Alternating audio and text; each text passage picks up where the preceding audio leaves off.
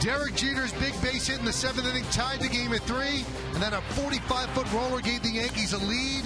30 minutes at the plate, 8 runs were scored. The Yankees came back from a 3-1 deficit to beat the Mets, and it's back for more baseball tonight.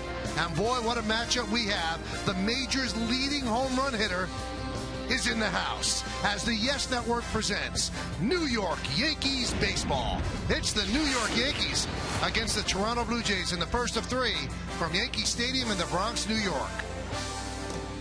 Hello, everybody, and welcome to Yankees baseball. Along with Paul O'Neill, I'm Michael Kay. Well, the Yankees lost the first game of the Subway Series, and you go, uh-oh, but they turned it on in the second 2 games. The Yankees lost 2-1 on Friday. R.A. Dickey was tough. Then on Saturday, the Yankees had 4 home runs. They won 7-3, and then on Sunday, we showed you that 7th inning, 8 runs to win 9-3, and the Yankees are 9-0 in Subway Series rubber games at home, and I'm sure that torments Mets fans even more. So now there's more baseball tonight at the stadium. The Yankees against the Blue Jays. And Paul, I know you love hitters and you love home run hitters. We got a couple tonight. Well, you love home run hitters because I was never able to be a home run hitter myself. But looking back even to the second half of last season, Curtis Granderson was showing that he became a power hitter again, and he brought it right into this year. 16 home runs so far this year, way ahead of last year's pace.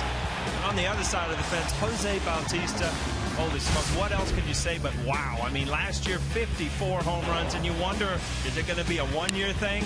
Well, he's off to leading the major leagues in home runs again. This guy's the best offensive player in the American League right now. It's unbelievable, and his overall numbers are great, but if you look at the month of May with both of these guys, it's amazing. They both have 9 home runs this month. 16 ribbies for Bautista, 19 for Granderson. Great slugging percentages, and Bautista's 18 home runs leads the majors, and Granderson right behind him with 16. Not too bad. So who's going to stop Jose Bautista? It's going to fall to that guy, Bartolo Colon. He's been an absolute revelation this year for the Yankees. Didn't pitch last year in the majors. He's pitching this year. We'll examine it on segment 2.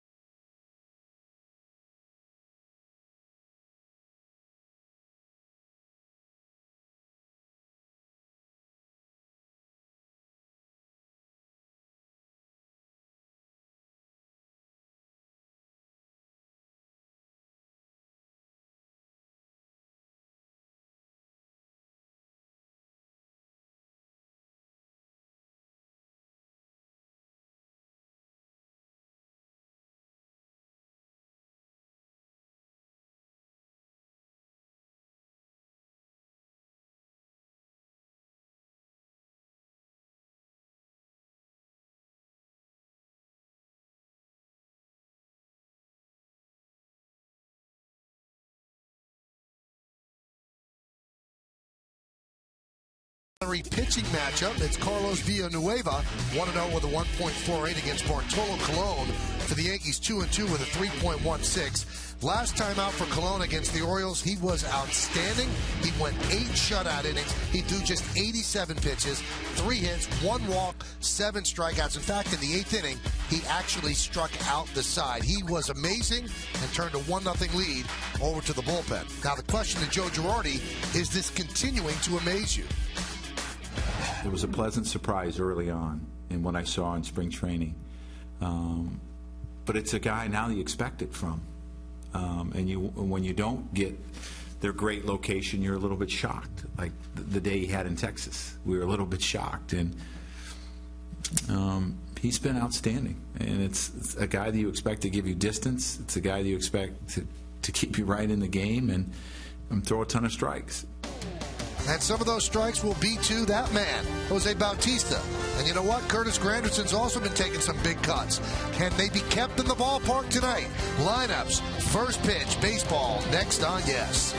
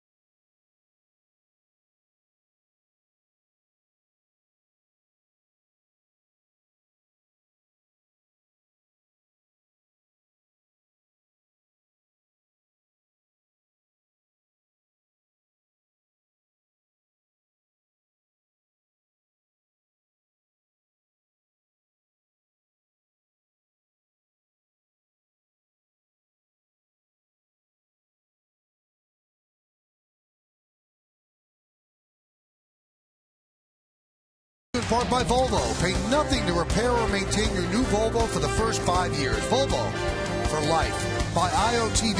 IOTV offers you incredible HD picture and sound. Get the best in HD free. Then by Avis, the official rental car of the New York Yankees. Well, the Yankees won 5 of their last 6 games. And this is the final game of their homestand. 3 games against the, this is the final series, should I say. 3 games against the Blue Jays. Yankees have taken the field. And let's take a look at the Blue Jays starting lineup that they'll face, presented by Bank of America. Rajai Davis in center will lead off. Corey Patterson, the left fielder, bat second. Jose Bautista in right field will bat third. Cleaning up the shortstop, Yunel Escobar. Juan Rivera at first base bats fifth. Batting sixth, playing second base, Aaron Hill. Eric Thames, the DH, will bat seventh. Batting eighth and catching, J.P. Arancibia. And Edwin Encarnacion will play third base. He's going to bat ninth. And here's the numbers on Bartolo Colon. 9 games, 6 starts, 2-2. 3.16 ERA, 47 hits and 11 walks in 51 and a third innings. 48 strikeouts. Opponents hitting .241 against him. Let's take a look at the Jeep pitcher scouting report. Off a gem, off his last game in Baltimore, 8 shutout innings, less than 90 pitches. The good stuff, I mean, he's not fooling people. He's not the old guy that's kind of transformed himself. I'm going to transition right into my third point here, nice. Michael. Velocity and movement. The velocity at mid-90s, and his two-seamers all over the place, which means he still has really good stuff. His last start against the Orioles, which you said was a gem, he actually threw 97 in the final inning. So he has something in reserve when he needs it.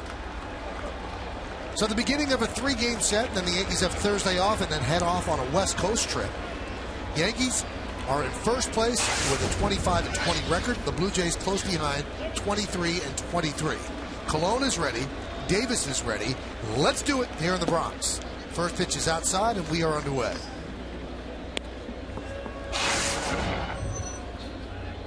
Want to keep Rajai Davis off base. This team will run, and Davis will especially run.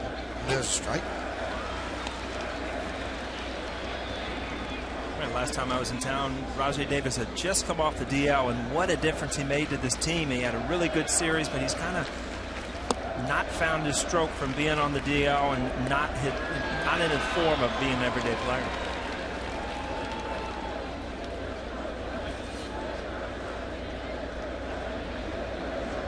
The 2-1. There's a strike. Nip the outside corner.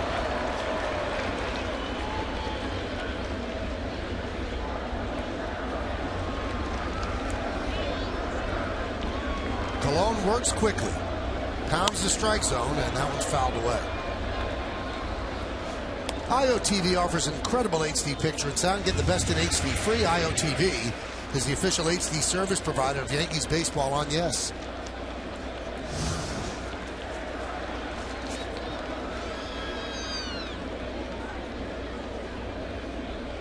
The 2-2. Chopped slowly toward Cano. Hits the hustling Davis for the first out. Let's check out the Yankee defense, brought to you by your Mercedes-Benz Tri-State dealer.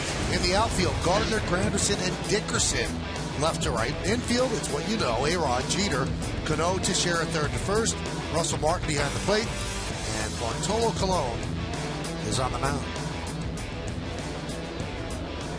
He's going to bring up Corey Patterson. The thing that's fascinating about Colon, and Paul just brought it up in the scouting report, most pitchers, when they suffer injuries, they pretty much have to reinvent themselves. And that's what's happened with the Yankees' own Freddie Garcia. He used to throw nasty, hard sinker, 94, 95. He's not that pitcher anymore. He's a crafty righty.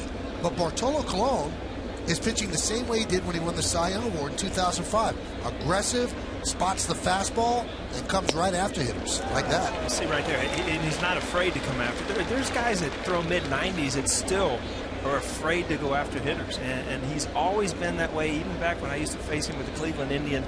Just a power pitcher that kind of dares you to hit his fastball. Like that. So Patterson down on strikes. Now you can talk to any baseball guy you want. You'll see how he paints right here. And Patterson said, I'm not going to take that. I'm going to swing through. But the best pitch is a well-placed fastball. Wow, there's no doubt about it. And if you look at that replay of that pitch, that ball is right on the outside corner. 0-2 pitch. As a left-handed hitter, you haven't seen the ball inside. You see that front hip kind of opening up, kind of expecting a ball inside. Can't catch up to it outside. Here's Bautista. This will be an interesting matchup. Bautista is all-world. He leads the American League in average, in home runs, and he's second in RBIs with 31 behind Adrian Gonzalez. That one is driven deep to left center field. Going back, Granderson on the track at the wall. It's gone. A home run for Jose Bautista, his 19th of the year, and the Blue Jays have a 1-0 lead. Tell you what, Michael, after a while you come to expect it, and it was very interesting how Colon started him out. He had thrown fastballs to other, earlier in the game, four-seamers. He threw Bautista a two-seamer first pitch, and he comes back with a four-seamer, which you're, as a great hitter, which he is, you can elevate. And that ball right there had no sink on it. It's an amazing story. This guy continues to hit home runs. And if he continues on this pace, he's going to finish with 63 home runs. See, he's on his front side, but he's able to just get that bat head out in front. You see total extension there. I mean, he must pick up the ball. Some hitters see the ball much better, much earlier, because he never gets cheated at the plate. He takes a big swing. 10 home runs in May for Bautista. He now has 9 home runs in 24 games against the Yanks. Escobar takes inside. It's amazing if you could just take the confidence that Bautista has as a hitter and just implant it in every hitter in baseball. And some of the great hitters that don't believe they could be that good, it's just amazing how confident he is. That one's inside first and down the right field line. Dickerson plays it out there. He's going to hold Escobar to a single. Good throw by Dickerson.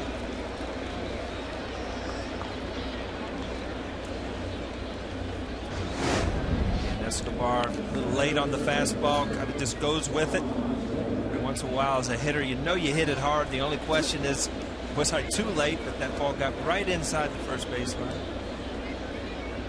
Good ricochet out there for Dickerson. What's funny is a right fielder, you kind of peek to see if the guy's going, and you see he's not going, but it's still a good opportunity to air your arm out a little bit, practice a throw. Guys don't take infield anymore, so every once in a while you take that throw to second base in case you need it later. There's Juan Rivera. And a base hit through the left side.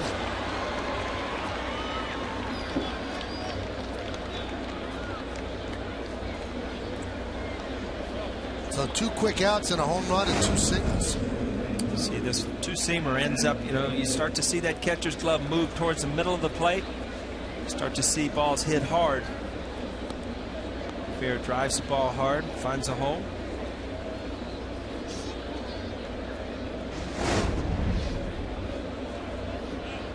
Here's Aaron Hill.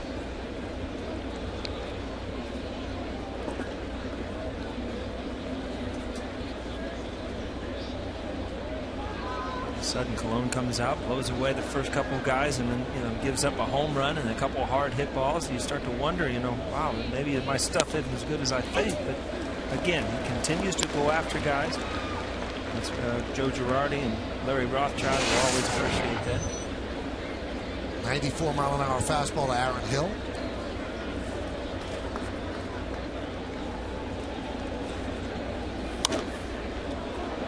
.95.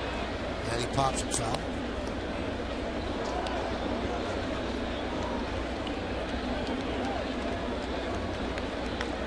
In his previous 6 starts, Cologne had allowed 5 hits in the first inning total. So he has already allowed 3 this inning.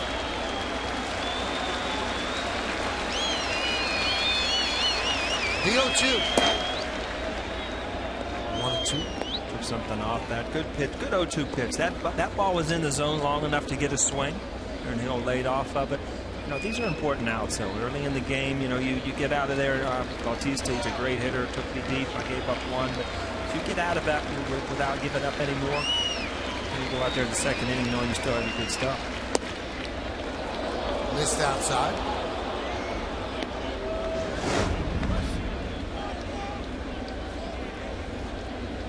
It's funny. Over the weekend, I think that was a strike, wasn't it? They had a pretty wide strike zone all week.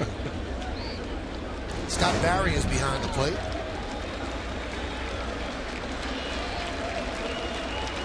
The 2-2. 3-2. That's going to release the runners. That'll be a strike tomorrow, Paul. John right? Hirschbeck is behind the plate. Good chance.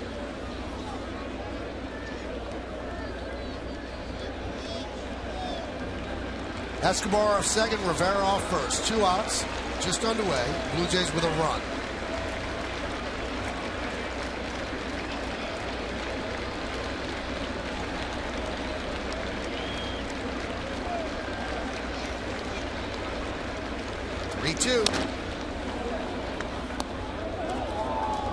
You see that, you say, oh, wow, that's been down to 91, but that's a two-seam fastball. Had great movement on it.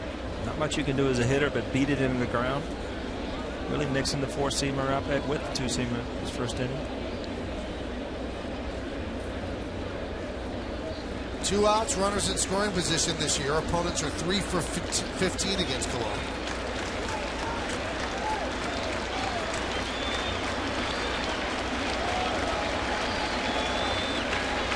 Runners go again. That's scorched to center field, but right there is Granderson, and that's going to do it. 1 run on 3 hits, 2 men left. We told you about Bautista coming in. The scouting report was correct. He goes long ball, his 19th of the year. Blue Jays won. Yankees coming to bat.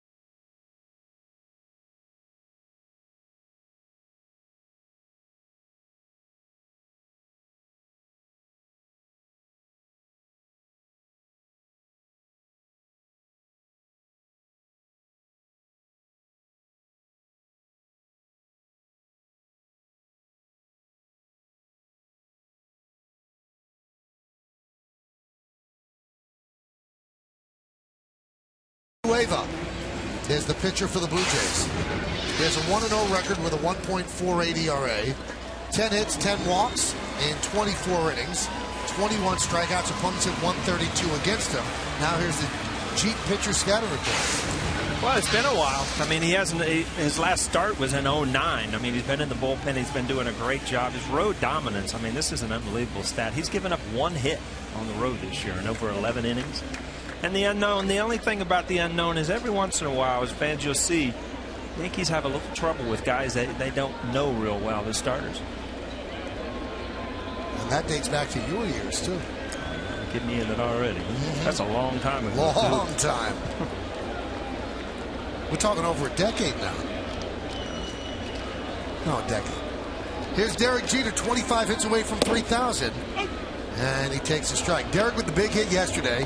Bases loaded, and he singles up the middle off Mike Pelfrey. That tied the game at 3. And the Yankees never looked back. It was a tough inning for the Mets, a great inning for the Yankees. They strung together hits. They laid down bunts. They got it done to beat the Mets. That one's driven out to right field, giving Chase Bautista. I don't run out of room. Obviously, I wasn't here over the weekend, but Michael, you've seen a lot of the Subway Series. Have they lost a little of the excitement, the flair, or was it still here? You know what? It's hard to say that they've lost any of the excitement. I mean, they had huge crowds each day. The fans are into it, and I think the level of baseball is pretty high. I think 6 games might be a lot, but it's hard to argue when they sell out the 6 games. Well, I mean, 6 game when it's home and home. Right. You know, I always look forward to it because I thought it was 3 away games that you got to stay at home for anyway, and you knew there was going to be excitement, and you knew the fans were going to be in it. So that part of interleague, I really love. I always love playing the Mets. And the 0-2. 1 and 2. You see different radar numbers for Villanueva. I mean, he's got a great changeup, good little curveball, just enough on his fastball to get it in when you're looking for his off-speed stuff. But like we said, he's done a great job in the bullpen. Give him an opportunity to start now. Jeter's worked the count even, 2 and 2.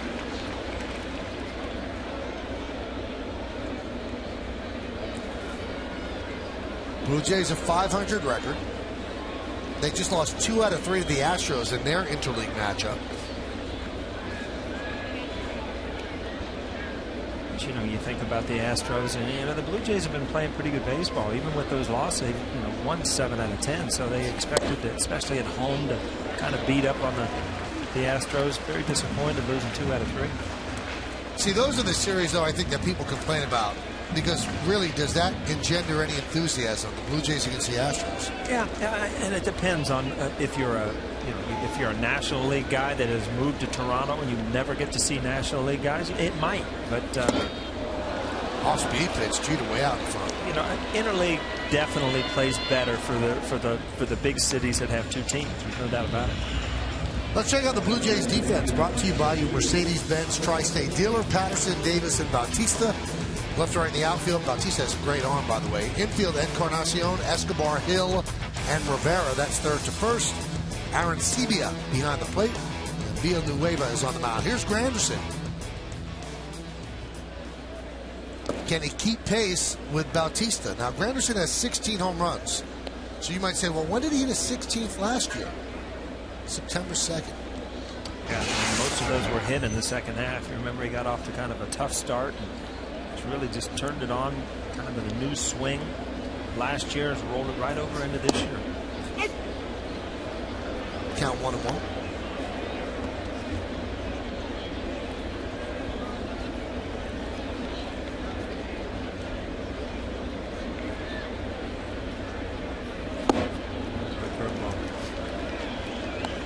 Let's check out the Delta League leaders. Bautista hit his 19th, then Granderson, and then you got Teixeira and Braun. That's big league leaders.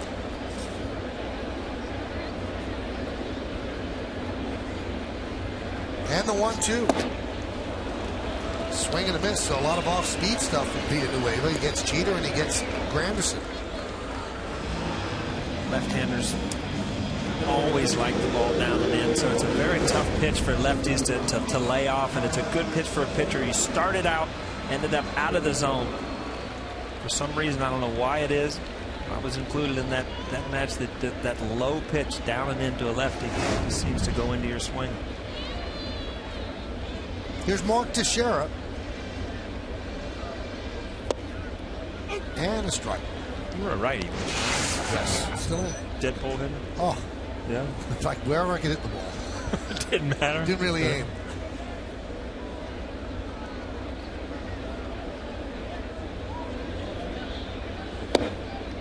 Missed outside, 1-1.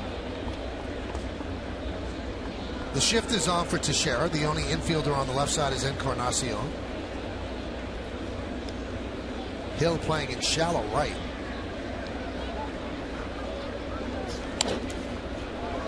Foul back. Let's look at the game time weather presented by Bigelow Tea. Always a favorite of Paul's. 66 degrees. Humidity is 87%. The wind, 12 miles per hour. And the forecast is cloudy, also scattered thunderstorms. That's been your life this summer. I'll tell you what, it is. Cincinnati has not been blue skies this year, and I guess New York hasn't either. And not blue skies for the Yankees that inning as they strike out 1-2-3. Villanueva strikes out the side. We've played one here in New York. It's 1-0 Blue Jays.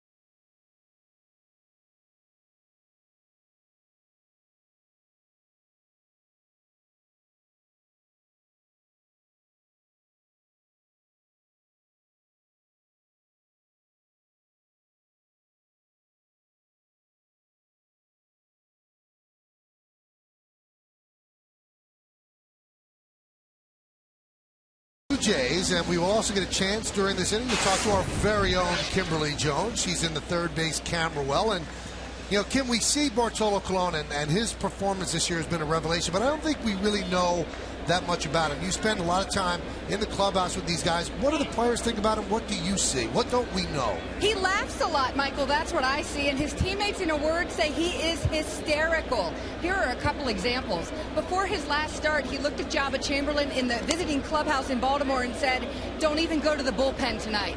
I got this."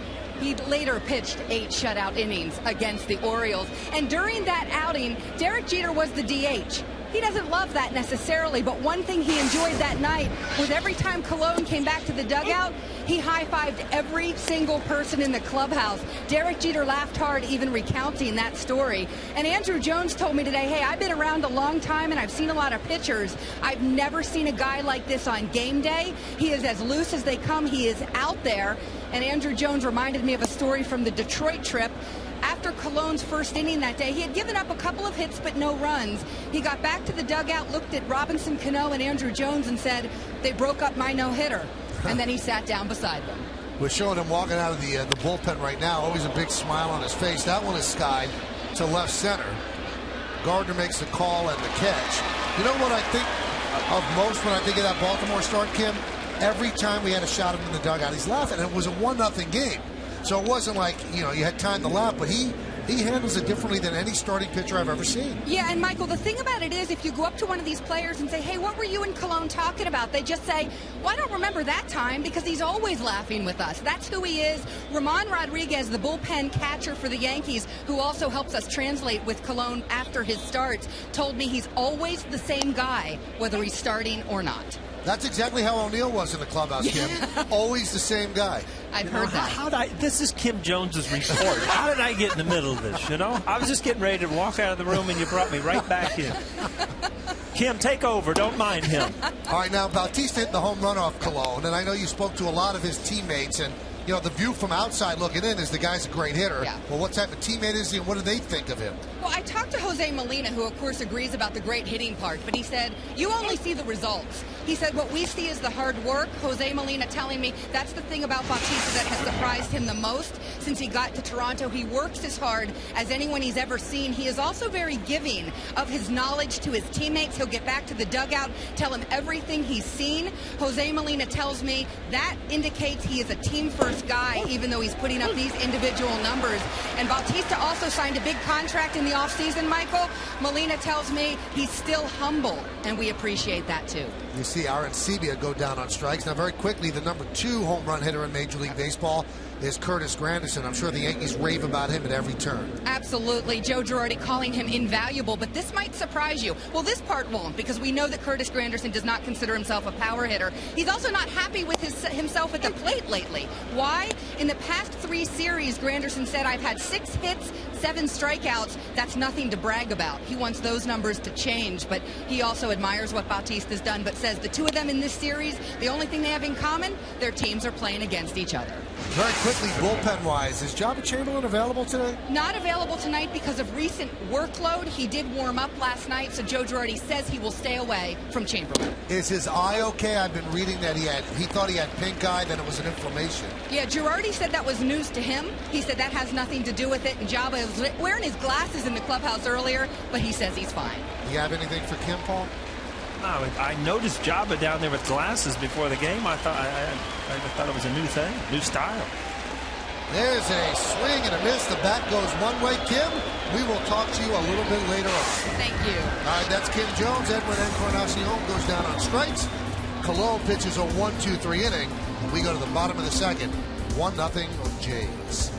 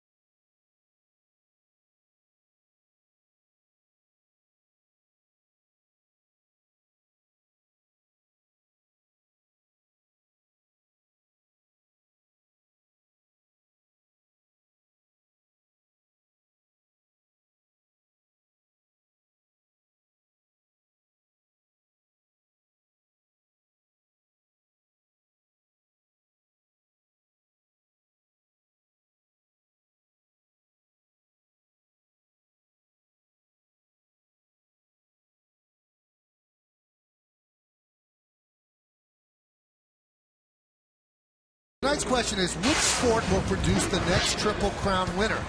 Well, this is tough. You can text your vote to 58772. Standard text messaging rate applies. It's going to be baseball. We have to have highest average, highest home run, highest RBIs, or we'll be horse racing. We have to win the Kentucky Derby, the Preakness, and the Belmont. Well, Animal Kingdom didn't win the Preakness.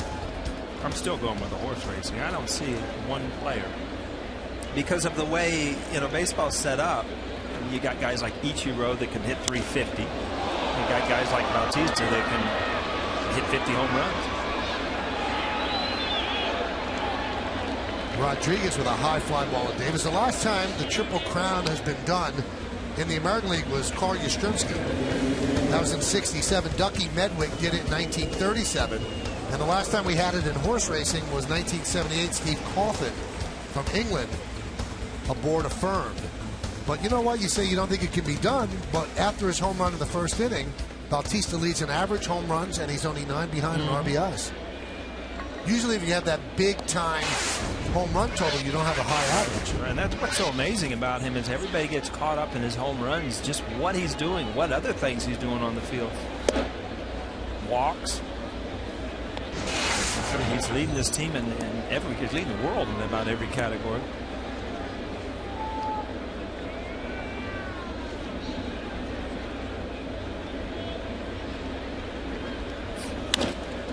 That one's grounded to first. Rivera flips to Villanueva. 1 out, or 2 outs. Cano is now 1 for his last 13. They're very surprised, and you see Robbie Cano hitting 270 or something, and it's obviously it's acceptable at the major league level, but for a hitter like him, I mean, you just assume look, he can hit 300 blindfolded because he's got that good of a swing. So you just, as a manager, as a fan, you just look back by the end of the year, you expect him to be over 300 again. See, right at the end, he stays through the ball so well, and you saw right at the end of that swing, he just kind of jerked and tried to lift that ball instead of staying through it. Russell Martin takes a strike. See, right at contact, Robbie usually just goes right through the ball. He gets to the ball, and you see it's just a slight uppercut, which is not his best swing. Breaking ball away. Martin 10 hits in his last 32 at-bats, putting together a great first season with the Yankees. Done a nice job behind the plate and a nice job at the plate. The 1-1. A lot of off-speed stuff from Villanueva. Russell Martin with 4 hits and 5 at-bats against Villanueva.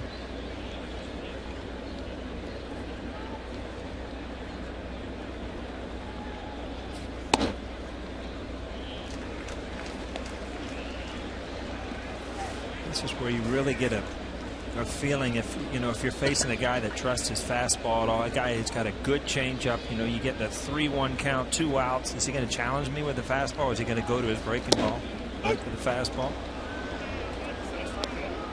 Probably off the plate, but every once in a while that 3-2 pitch and that 3-1 pitch, plate gets a little bit bigger. I'm saying ball, Michael. How about you? Yep, off the corner just a little. The last couple of games, that would have been a strike with Leiter and Cone here. Oh, absolutely. 3-2. High pop-up. Shallow left. Corey Patterson makes the catch. And a 10-pitch inning for Villanueva as the Yankees go down in order. We'll go to the third. 1-0 Toronto.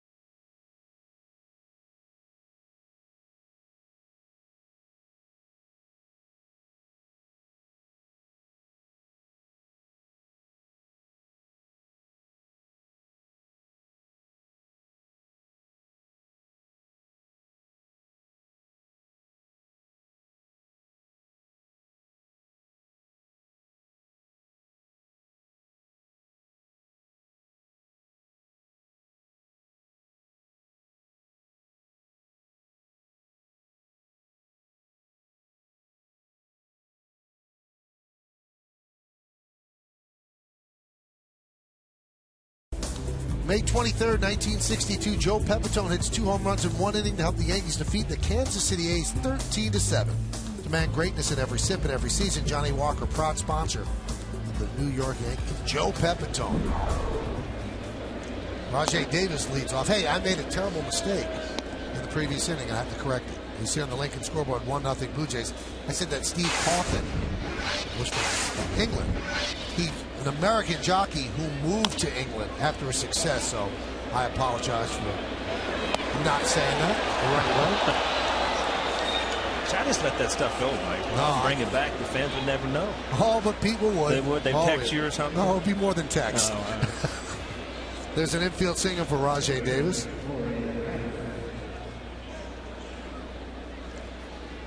Michael, this is a picture of Russell Martin going back to the dugout after that 3-1 pitch, and I'll tell you exactly what happens. All right, it's 3-1. All right, mentally, I just let go of that at bat. That's ball 4. And I know it shouldn't happen as a hitter, but what happens is you get back and then you fly out because you did not get back into the bat. And it's frustrating as a hitter because you feel like that umpire kept you in there where you should have been on first base. Did you recognize that look, Michael? Yeah, I see it to my left. Rajay Davis at first, so the Yankees are going to try to keep him close. He had 5 stolen bases in the last series against the Yankees. It's tough to steal off of Colon, though. He has a very quick move toward first. Breaking ball strike. He doesn't throw a lot of it. His breaking ball is not a slow breaking ball. Doesn't throw a lot of balls in the dirt. Quick to the plate.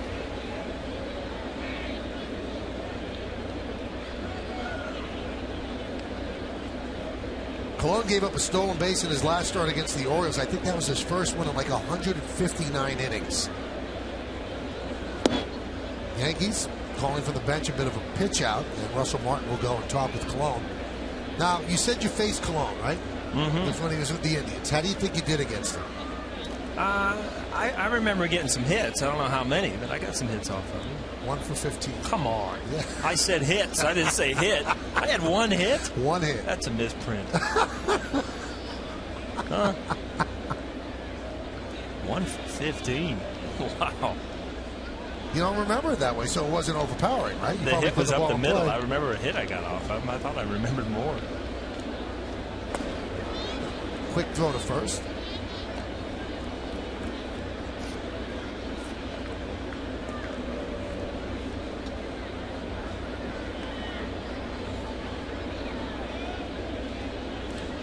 No outs, man on first. Patterson at the bat, and you look at the on-deck circle, boy. You don't ever want to let these guys set the table for Bautista, where you cannot pitch around. I was asking Joe Girardi yesterday, Paul, what's the best way to pitch to Bautista? He said, make sure there's nobody on base. Because I don't know if anybody in baseball has really figured out the way to go about this guy right now.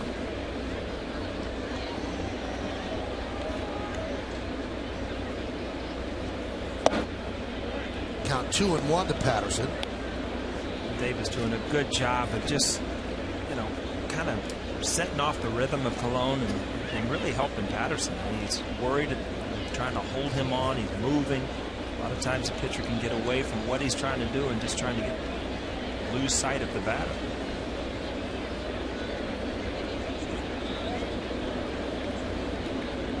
So he starts with a real short lead so he can try to walk into something, get a better jump. A lot of times guys will get their lead and have to hold. Davis is trying to walk into a lead. Colon is smart enough, been around long enough to make him stop so he doesn't get a running jump.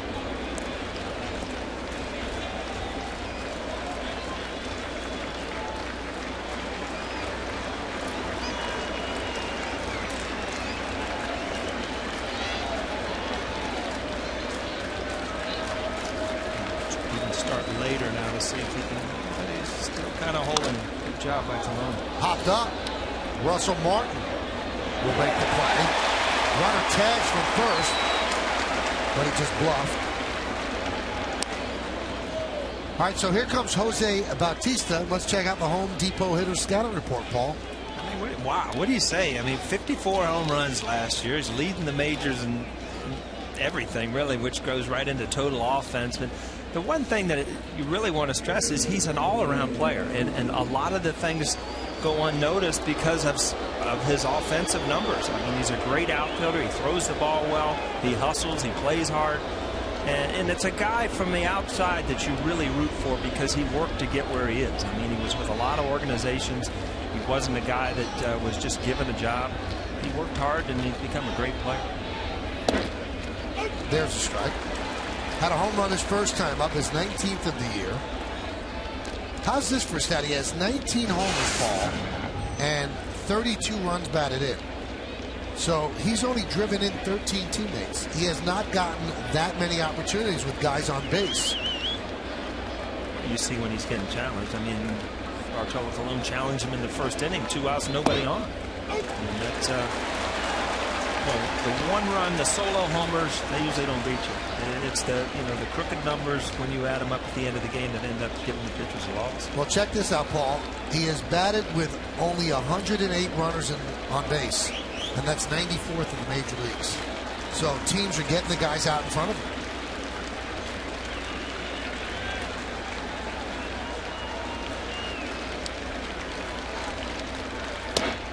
Missed outside.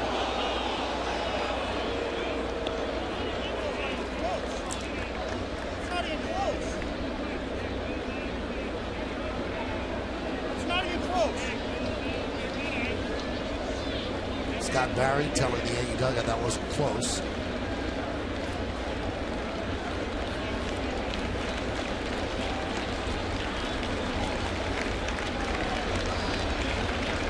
A 1-2. 2-2. Well, this is kind of two different philosophies here, Michael, if you're Davis at first base. And do you try to steal second base if you get a great jump and kind of take the bat out of Bautista's hands? Or do you play the game and try to set up for a big inning and let Rivera try to drive in runs? And, if I'm the manager, obviously I want Bautista swinging the bat. You? I don't think I would steal. I would not give them an opportunity to pass him. But with 2 strikes as a hitter, sometimes when you get a guy on second base, it really makes you kind of dial in. But if he steals, they might want him. Absolutely. Yeah, so, I mean, you'll never get a chance if you're the hitter with the 2 strikes. And he so rarely hits with guys on base that you got to let him hit.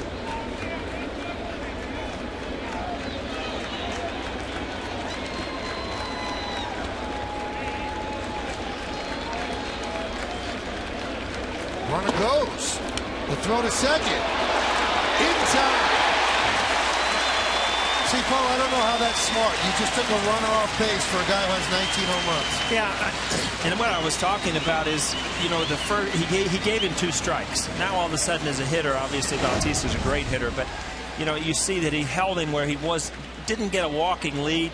This is a lot closer than it looks. Looks like he did get him, but now you put him in a position where he would have got a walk with 2 strikes. And now the guy's going to go out. Colon's going to go after him right now anyway. So, this team we've talked about, they run in awkward times, and you don't know whether it's right or wrong. Obviously, looked like he might have been safe. So they walk Bautista, and Davis has now been caught 5 times in 17 attempts. So let's check out the play at second base now with the Coors Light freeze cam. During the replay, I thought that he was in there. We'll see. It's hard to tell right there. What do you think, Paul? You know what? Before I saw a replay, I thought he was safe. Robbie got a good tag in there quick. Very bang, bang play. If we can't figure it out on the freeze cam, that's a tough one. How do we expect Wally Bell to see it? But when you're playing, you expect him. Yep. Expect him to see it. See it right, too. Here's Yunel Escobar. Very strange, don't you think? Can you remember a shortstop back in Cleveland? I guess Cal Ripken, right? And A-Rod. Yeah. Come on, you beat me to the punch here. You asked me a question. I mean, Yunel Escobar is not that sort of hitter, right? Well, Lynn's out of the lineup now. Right. And, that their true first baseman who was really swinging the bat well. Ground ball to short. Jeter goes the short way, and that'll do it. No runs, a hit, no errors, and 1 man left. Go to the bottom of the third, 1-0 Blue Jays.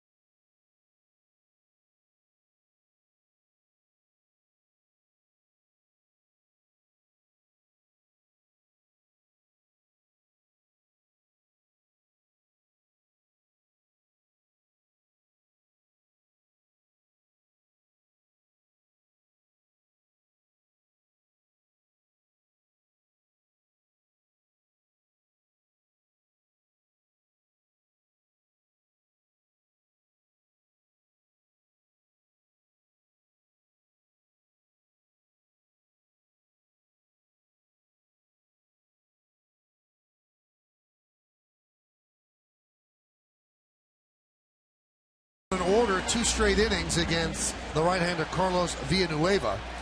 And it's going to be Posada, Gardner, and Dickerson on the Lincoln scoreboard. It's 1-0 Toronto.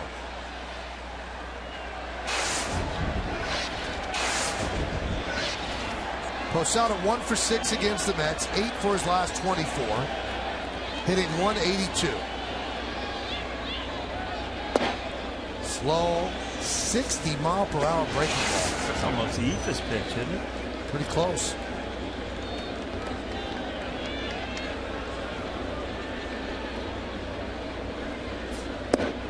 There's a strike.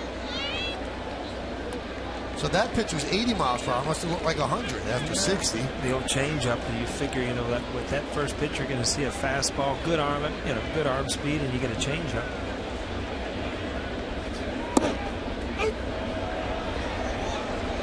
'60, 80, 76. To see Georgie just seems to be in a hole every time he steps to the plate. You know, you're trying to make that perfect swing or trying to find that perfect groove, and before you know it, you're 0-2 or 1-2. Very frustrating, and I mean, he's been such a great player. It's just going to be a year where he's going to have to dig himself out of a hole. You become more tired mentally than you do going out and getting the extra work. 2-2. Posada batting 7th in the lineup tonight. He's the DH. Nick Swisher has the night off. Second straight game he has not played against the right-hander. The 2-2. Now 3-2.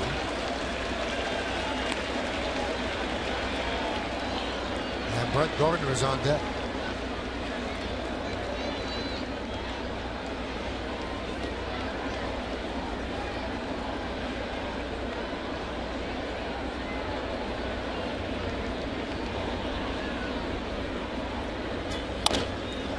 Grounded to first. Juan Rivera flips to Villanueva. 1 out. Take the Yankees with you when you travel out of the Yankees home territory. Subscribe to MLB.tv today to see Yankees games live or on demand on your computer and your favorite devices. Visit Yankees.com to order and get more details. MLB.tv. Baseball everywhere.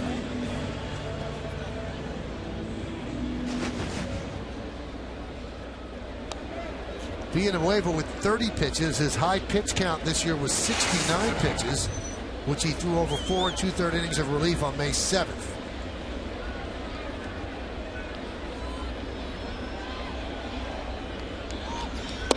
Gardner 27 for his last 70.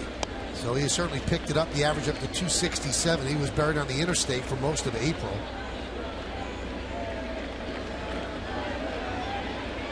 Encarnacion in on the grass at third, guarding against the bunt.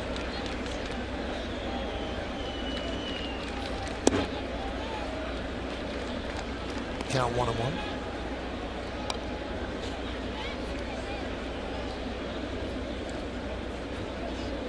Month of April, 194. This month, 355.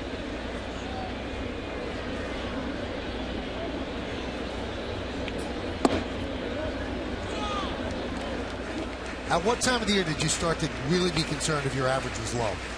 You get into May, yeah, and you're still in the 100s. You're just, like I said, you just know you're going to have to dig out of it all year. I mean, and you're going to end up, you're not going to end up with the career year that you wanted, and it's the realization of that kind of really bothers you. But it's just you got to try to get back to, have a good week, have a good game, and then hopefully it turns into a good month. Because if you try, what happens is you try to make it change now, and you want to look up at that scoreboard, and you don't want to see yourself hitting 180. You want to be hitting 280 or 300, and you can't do that in 3 or 4 bats. The 3-1 to Gardner.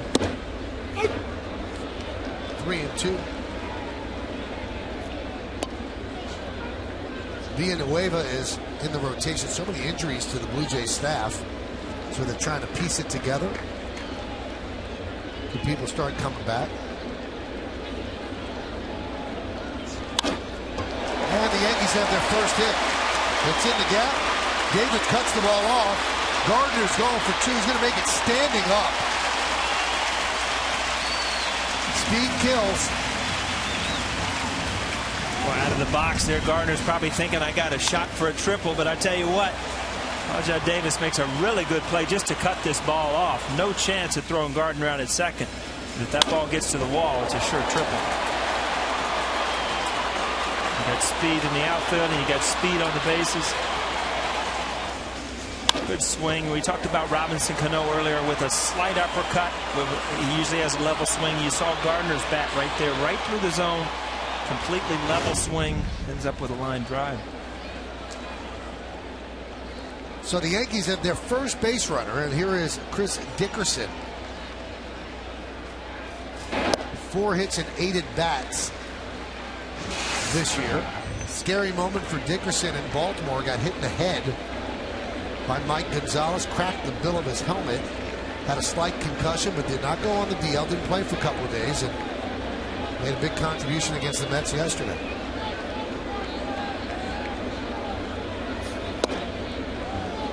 I just walked out on the field today, was watching a little batting practice, talking to Joe Girardi, and was watching Dickerson take some BP, hit some long home runs. And I said, has anybody up in batting practice been in the upper deck? It wasn't 5 seconds after I said that. He hit a ball off, which is lit up right now with the Frenchies sign up there, and right, absolute bomb. Popped up. Sky high. Tough sky at this time of the night, but Encarnacion makes the play for the second out.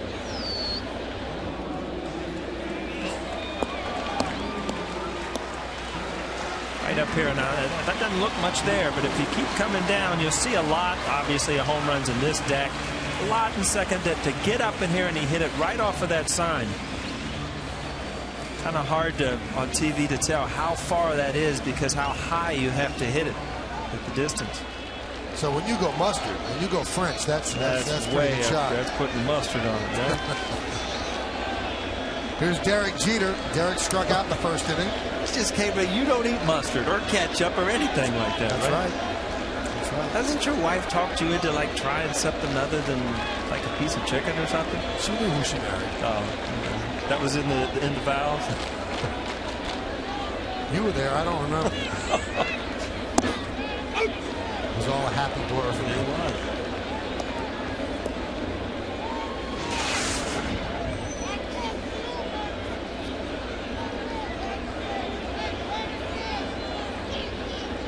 The only player to reach that upper deck in a game was Russell Brandon. Big, strong lefty batter. I believe Mark Teixeira has gotten into the luxury suites under the French's mustard sign.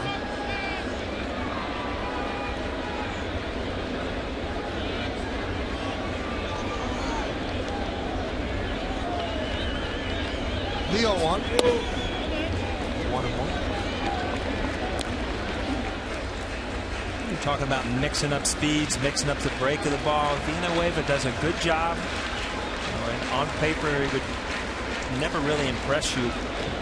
90, 91 is a fastball, but he's got a great changeup, good curveball, uses to both sides of the plate. You really have to concentrate as a hitter when you're facing guys like this.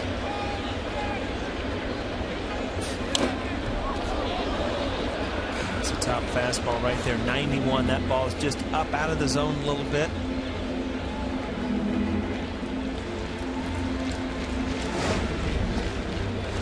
Derek, good pitch to hit. That's a pitch that he can handle, that he usually shoots to right field.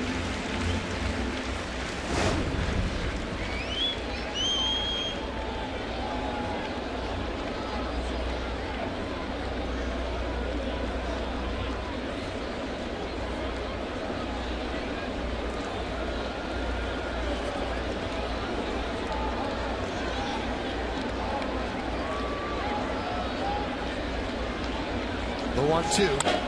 Line drive right at Hill. So Jeter hit it hard, but Hill was right there. No runs to hit, no errors, and one man left on base. How does Daddy react on a hard hit ball? Oh, like most Yankee fans.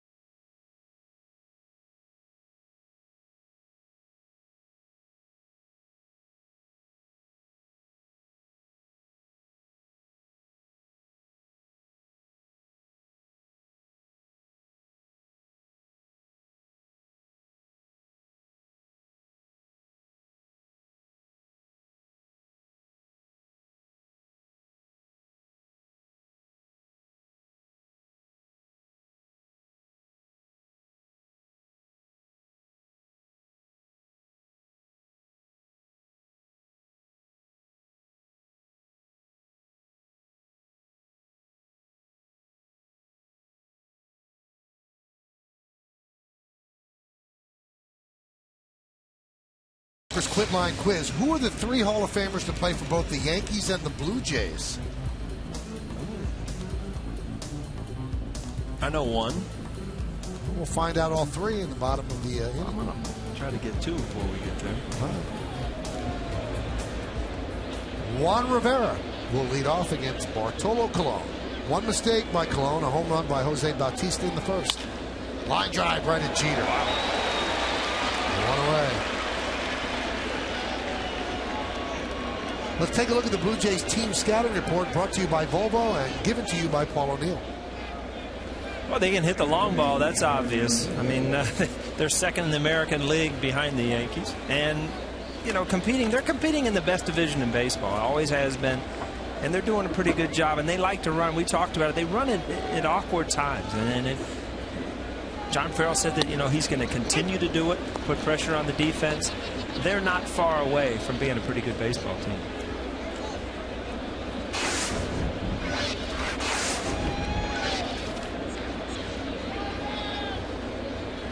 The 0-1. 1-1. Aaron Hill flied out to center. That was in the first.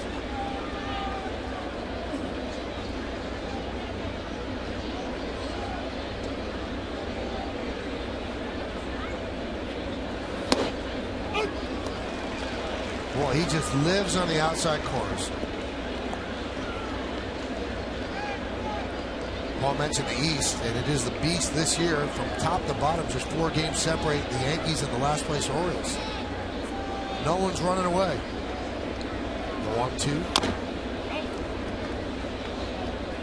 It definitely has complications with the wild card because, you know, you're playing these teams, every one of them who are capable of beating you 18 times. So, you know, you're not going to have 100, 105 wins. You're not going to have a couple teams, you know, with that type of number. So, you know, you might have to win this division this year to get to the playoffs.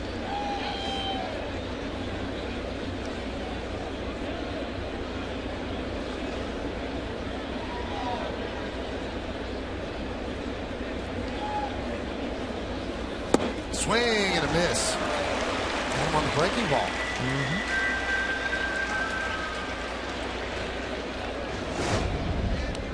You said it, Michael. I mean, this is a good breaking ball too because it ends up out of the strike zone. As a hitter, you know, you've almost taken the breaking ball out of the equation when you go up to hit because he's thrown so few. But when he gets ahead with 2 strikes, use it to get a strikeout. Here's Eric Thames, spelled like Marcus Timms spells his name, but pronounced Thames. High fly ball down the left field line, and it's out of play. Thames has had an interesting career. He was at Pepperdine, trying to beat out an infield hit. When he hit first base with his right foot, he tore his right quadricep muscle in half, and that completely dropped him down in the draft. The Blue Jays ended up taking him in the 7th round in 2009. The injury occurred in 2008, but he's put up big numbers in their minor league system. When they called him up from AAA Las Vegas last week, 342, 6 homers and 30 runs batted in, and an OPS of 1.029. There's his resume. May 18th was his major league debut. So he's got a piece to stay alive. And John Farrell, the manager, said if he hits, he can't worry about Travis Snyder coming back. He's going to keep the job. And if Lynn comes back, he's going to keep the job. All he has to do is hit the way he hit in AAA. This is his time now.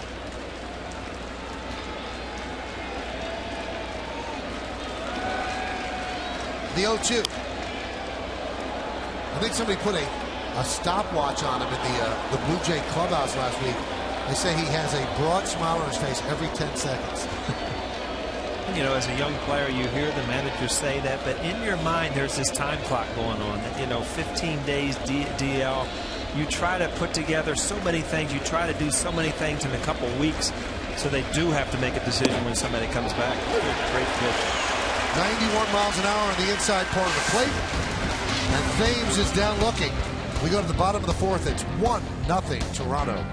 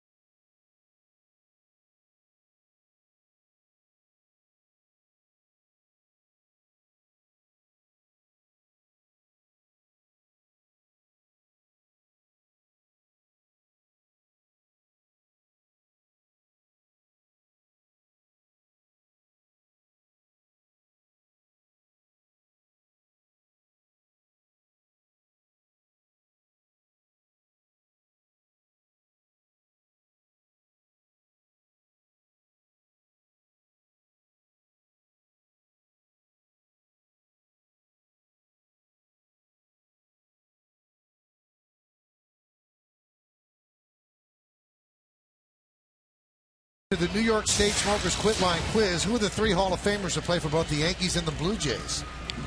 Dave Winfield, I know, right? That's one. Let's see the other 2. They didn't sneak Ricky. Ricky and Phil Negro. Negro's the one I would have never got. Ricky Henderson would have got. Curtis Granderson will lead off, struck out in the first inning.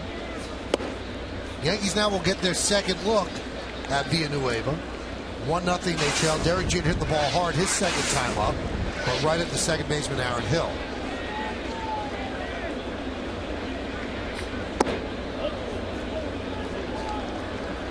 And the count 2-0.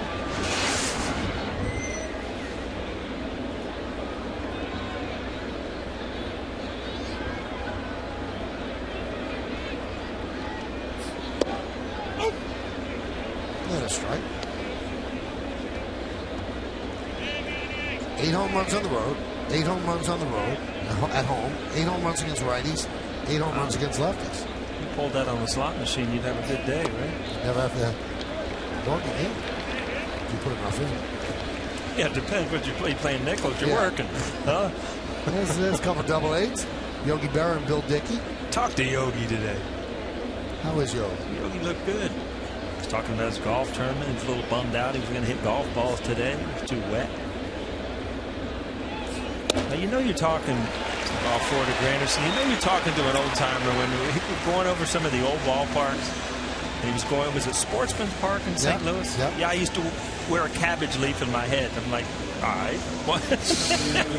There's Yogi. He said he lost a couple home runs because it hit a light tower and it was in play for the American League. And he had me all confused, though. But I couldn't. Yogi, are you listening to me? Not if you're listening to me, Yogi. No. He's the greatest, though. Ground ball past the diving Hill. Granderson will go to third. And the Yankees have runners on the corners and nobody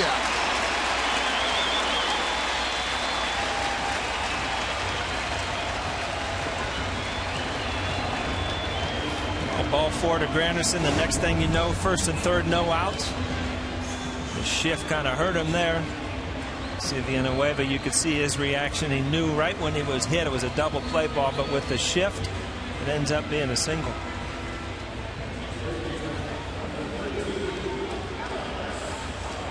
Taylor made double play with straight up defense. Now, very quickly about the cabbage leaf that Yogi spoke about. Players in the old days used to have a cabbage leaf under their hat because it would Keep cool them them cool. down. Right. Yeah. He was going over some of the ballparks that they would use to both the American League and the National League would play in the same ballpark with different rules, he told me. Kind of neat stories. Here's Alex Rodriguez. He fouls it away. Alex had 4 hits in yesterday's 9-3 Yankee win over the Mets, and none of the 4 were really hard hit. But that's the way it works sometimes. Driven in 6 of 12 runners from third with less than 2 outs, and that should be higher for him.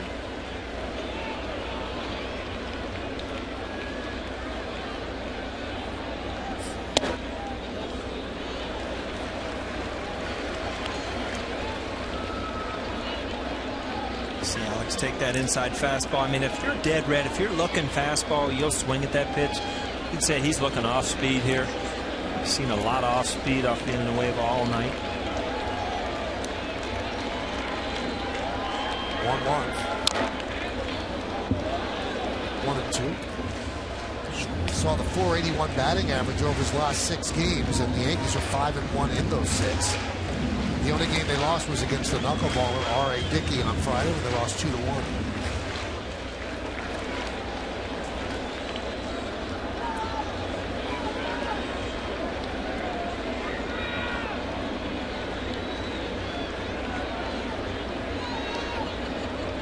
Funny, as a hitter, you go up with first and third, and you're in this mode to drive a ball, get both runs out, get it in the gap, drive it out, whatever. All of a sudden, 2 strikes. Now you go in a little different mode of just get that guy in from third. Make sure you get a pitch up that you can drive to the outfield.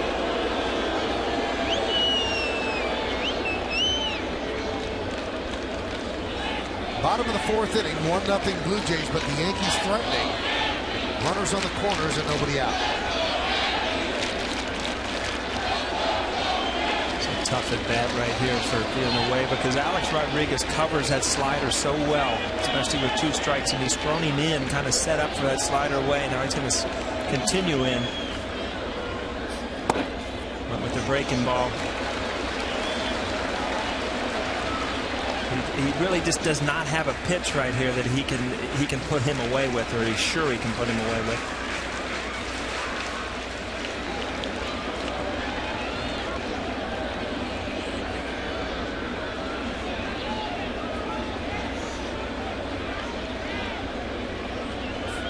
Swing and a miss.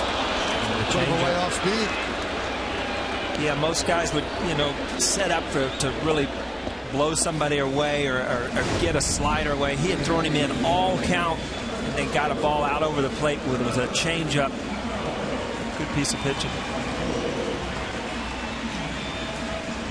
See Alex way out in front, kind of coming in, and you see that front shoulder opening up, and that's caused by those 3 or 4 pitches early in the count, all being on the inside part of the plate. There's Robinson Cano, grounded to first in the second, hitting .272. 1 hit in his last 13 at bats.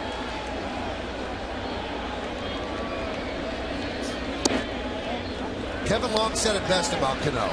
He said if he swings at strikes, he's a superstar player. He said if he swings at pitches outside the zone, he's an average to barely above average player. He said that's what it comes down to. He's got to swing at strikes. And this year, he's gotten a little bit away from that. And Long said his greatness sometimes plays against him because his swing is so good that he could put bad pitches in play that others might not be able to reach.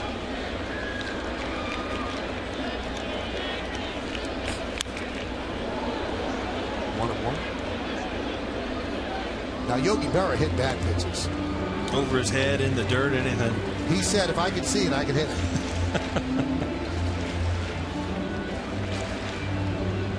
You playing in this golf tournament? Absolutely. I'm doing my radio show though, so you'll come on, right? You're not playing golf? No. You're the guy that told me on the air, would you shoot 120 on the front or something? 180. 180. Sorry, I gave you the benefit for the doubt. Took 60 strokes off and you wouldn't take it.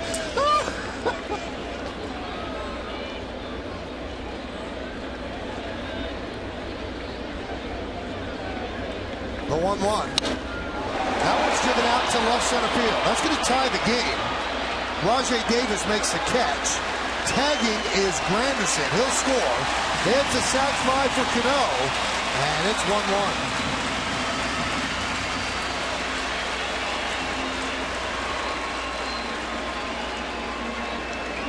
1-1. You talked about Robbie being, when he's at himself here, he'll drive this ball to left center field. You see that front hip just leaking out a little bit. He's such a good hitter when he keeps it in there and drives that ball to left field.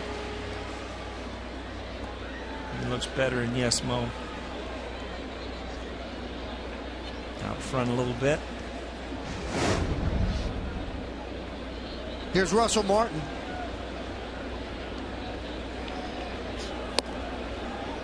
Pitch outside. So the walk always comes back to haunt you. You can say that over and over throughout baseball history. Leadoff walk to Granderson. That should have been a double play, but because of the shift, turns it into first and third. A strikeout and a fly ball, and it's a 1-1 game. So Cano is 29th ribby.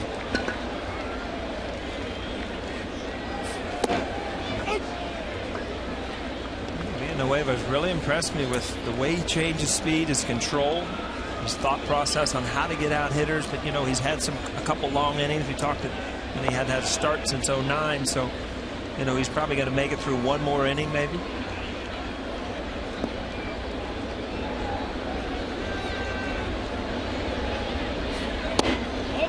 Breaking ball.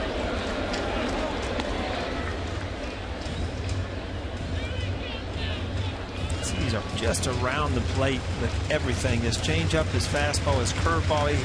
He's thrown a curveball and a slider, so he kind of changes the break. And he's thrown strikes with everything that he has, which as a hitter makes it tough because you have to honor anything that a pitcher can throw for a strike. Good changeup. And he's got enough fastball to make that changeup work. His fastball is 91.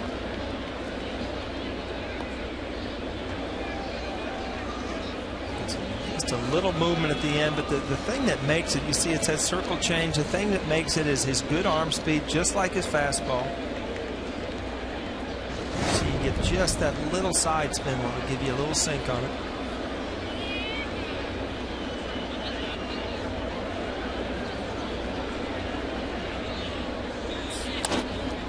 Popped up. Rivera will put it away for the final out. But the Yankees tie the score, 1 run on 1 hit, 1 left. Yogi's watching a 1-1 game as we go to the 4th.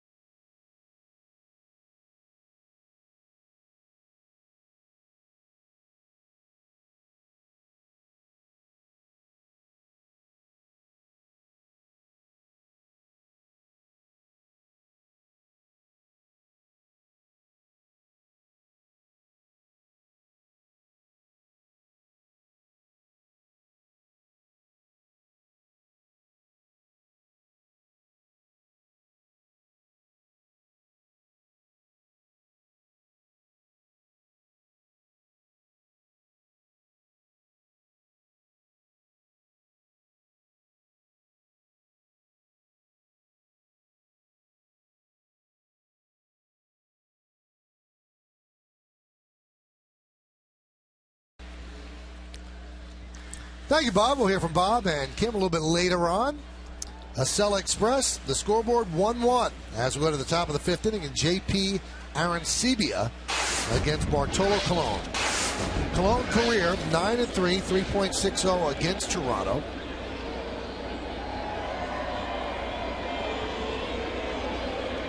Arancibia struck out looking in the 2nd.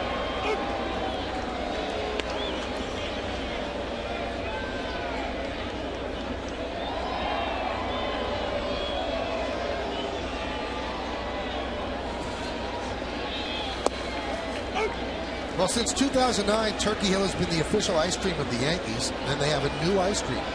Lady Liberty Premium Mint Ice Cream with chocolate cake crunchies and crunchy chocolate cookie swirl. Right there.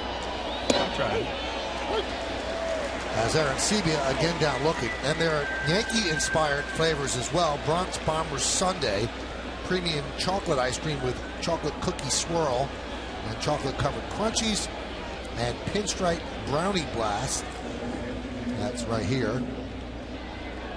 No, that's the other one. Premium vanilla ice cream with a brownie batter swirl and brownie pieces.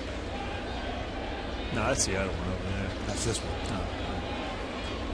The one You that's have got the two. most missing. Well, you have 2. That one's grounded foul. Just tasting right now. It's not. Oh, it's a tasting menu. Yeah, it's. How's the mint? You like Mint's it? really good. Yeah? I'm a big fan. I'm just waiting for the ice cream weather to show up with it, you know? So that's what I'll go through both of them. I don't like putting your porch furniture out too early and, you know, it's still cold out. You know. Where do you put your porch furniture when it's not out? What do you want me to put on the roof? I put it out on the porch. No, but when it's too cold. Well, it's on is the garage? Neville's got, of course, she's got official covers for it. Nice. Yeah. Probably high price covers, too. Grounded foul.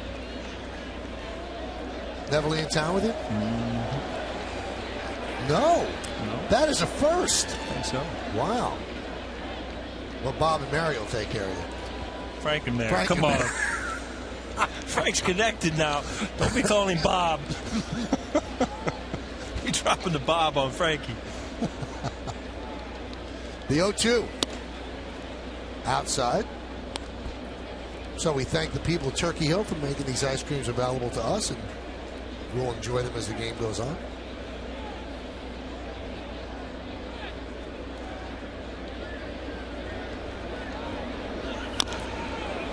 Almost jumped up and hit him in the face.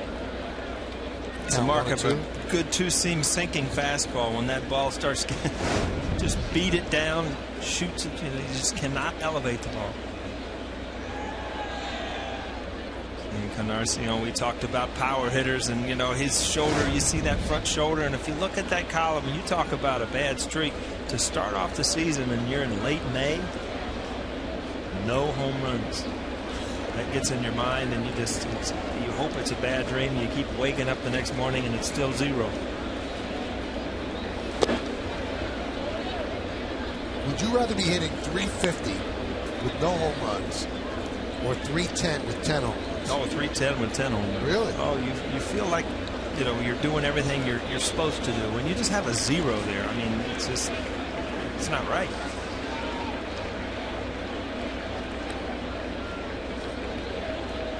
The 2-2. 3-2.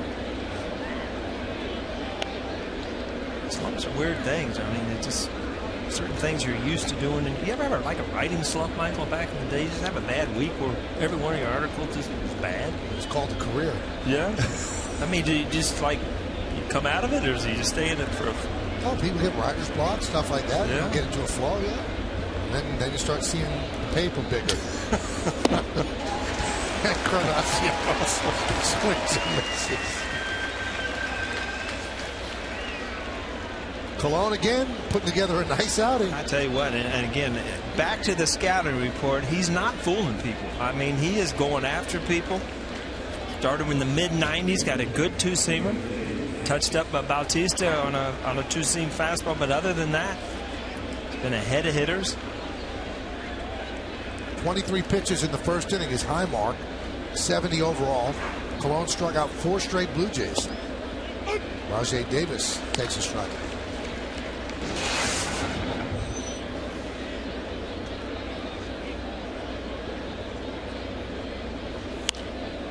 Popped up. Russell Martin will put it away. 7 in a row for Bartolo Colon. We're halfway through. That's 1-1.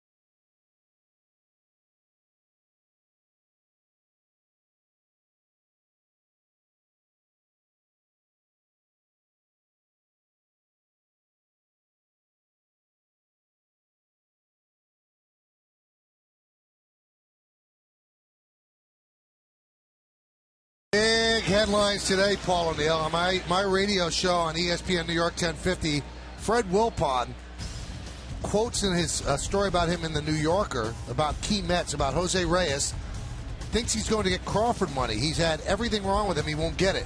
About David Wright, really good kid, a very good player, not a superstar. About Carlos Beltran, we had some, can't say the word on TV, person being Fred, who paid him all that money. I'm just paraphrasing. Based on one series, that series with the Astros, he's 65 to 75% of what he was. And boy, did that make news in New York today. And it lit up the phones on radio around the city. The thing I don't understand when you look at stuff like that, I always try to find out what's the end game. What was Fred Wilpon trying to accomplish there? Is he really helping the value of the players if he's training them? Is he making them play better? I don't know. It just looks like frustration to me. You just leave Yankee Stadium losing 2 out of 3, or you've got a team that with a high payroll that's not winning. It doesn't look like it's able to win. It just looks like kind of a mess, to tell you the truth. Yeah, kind of shocking for Wilpon to do that. And this was actually, the interview took place sometime in April when they were playing the Astros at Citi Field, and I think the team was off to a 5-13 start. So that's some of the frustration you were talking about. David Wright is pretty much the face of the franchise. And to say he's not a superstar, I don't know how that makes David Wright feel. One away. Could that motivate a player, or could it tick him off? I think it could tick him off to the point where you're almost taking your at-bats and your games trying to prove somebody wrong. But motivation in a good way, I don't think so. No. Well, we'll see where that leads as we move forward. One away, here's Brett Gardner. Gardner doubled in the 3rd inning into the gap in right center. It was cut off by Rajai Davis, but Gardner runs hard out of the box and was actually at second standing. Didn't even have to slide on a ball that was cut off before it got to the warning track. You look at quotes like that and you think, they're Major League Baseball. It's not like you take up Major League Baseball as a hobby. I mean, it's something you've worked on your whole life. You've dreamt of, and you're finally here. Sure, anytime, whether it's the press, the general manager, other players say something about you, you do store it because it bothers you. Because you feel like you've worked to become what you should be, and that's a Major League player. Last thing you want to do is fill your mind with things I can't do. I haven't lived up to this, and it's it gets in the way of just going out and playing the game. Well, it does tell Met fans one thing: Fred Wilpon has no intention of signing Jose Reyes, because Reyes has said he wants to be paid Carl Crawford money, and that's 142 over 7 years. So Wilpon said he's not worth that. Grounded off the glove of Encarnacion in the left field, base hit for Gardner. You talked about Brett Gardner, and over his last 100 at bats or so, has really swung the bat well, and a big part of it's he's staying in there, driving the ball to left field. Even if tough play there for Encarnacion, kind of an in-between hop, but Brett Gardner's speed, if he gets the ball in the hole, he's going to have a lot of success. That's a tough air right there. That is an in-between that's an hop. E5. That is tough.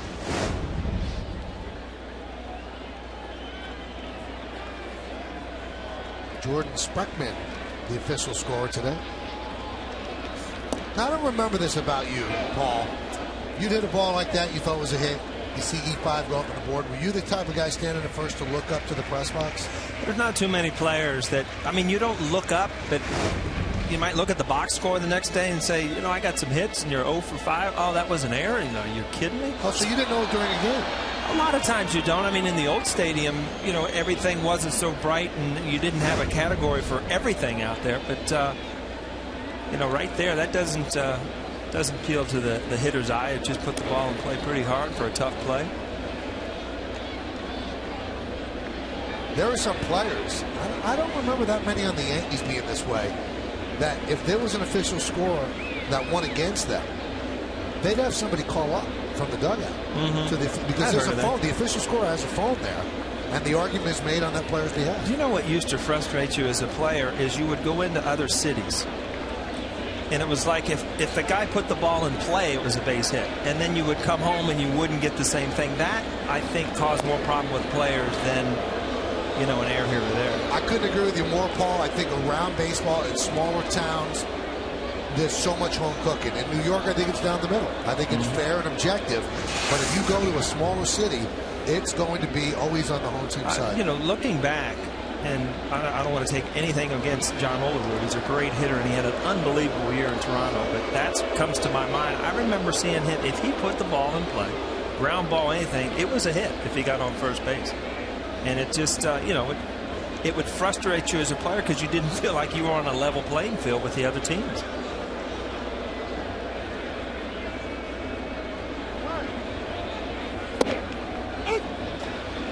I've always proposed, and you know, some of the guys that do the official scoring here are friends of mine, that I think the fairest thing to do would be have an umpire be the official scorer. I mean, they're supposedly totally objective. They're on the field, hit or an error, they make a call. A little arbitrator up there? Yeah, why not? We'll have a fifth umpire. That could also be the replay guy. Good changeup. I tell you what, I mean, we just got finished talking. He changes speeds, but he throws strikes with every one of his pitches. And so far, I've counted about 5 different pitches that he can throw for strikes. So as a hitter, you don't sit on one pitch, you don't sit on one location, and all of a sudden you're thinking about a big area of strike zone to cover.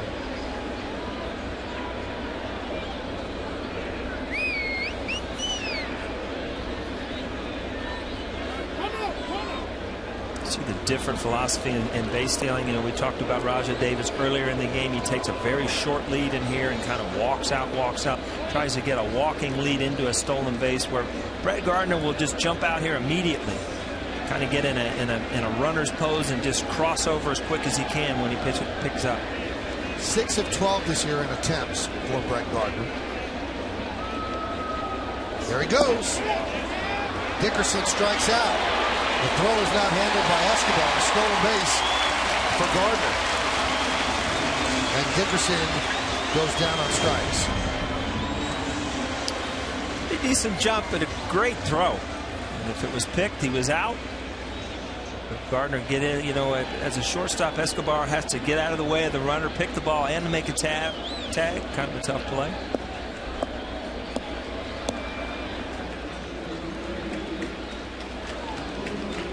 Oh, that should have been an out. That's a great throw. I thought it short hot him. It actually didn't.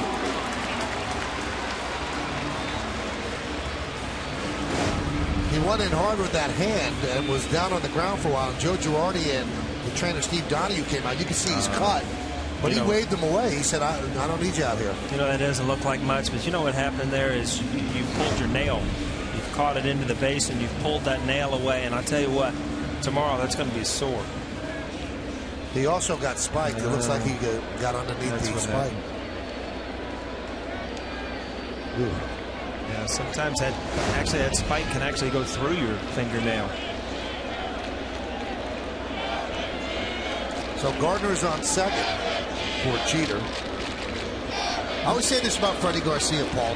Doesn't Villanueva remind you of a crafty left-hander, except that he's right-handed? Yeah, he's really impressed me tonight because of his ability to throw them all for strikes on both sides of the plate, and he has changed his breaking ball. He doesn't throw just one breaking ball.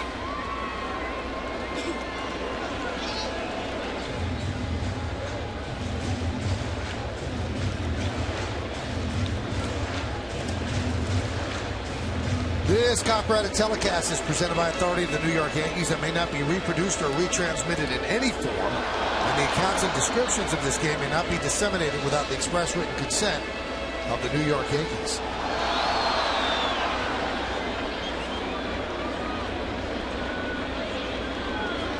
You did to Jody today.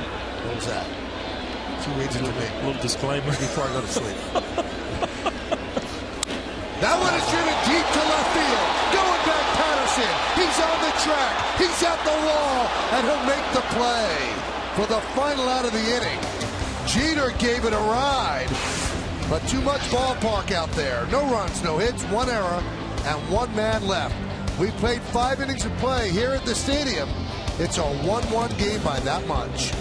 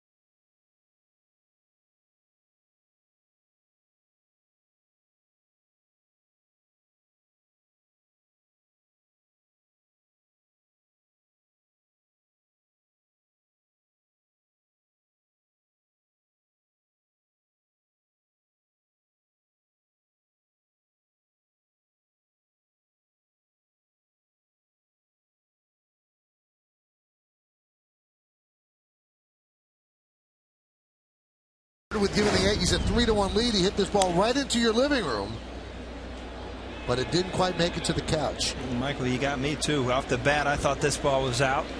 Nothing more frustrating as a hitter to hit the ball to the wall. Just think, if I got just a little bit more of it. Off the bat, it seemed like it was gone, didn't it? To me too. Cool night, ball not jumping. Yankee dugout thought it was out, and then disappointed when it wasn't. Rare to see Derek turn on it like that, and when he does, he usually does get it out, but just didn't pull it enough. There's a strike. Corey Patterson who made that play. Corey's 0 for 2, struck out and fouled out to Martin. 75 pitches for Cologne as we move into the 6th inning. I'm telling you, every time out, it seems like it gives them a quality start. And quality start doesn't quite do it justice, because the baseball definition of a quality start is 3 runs in 6 innings. And he pitches better than that. Last time out, no runs in 8 innings. He threw 87 pitches. Walked 1 and struck out 7. And he's walked 1 tonight.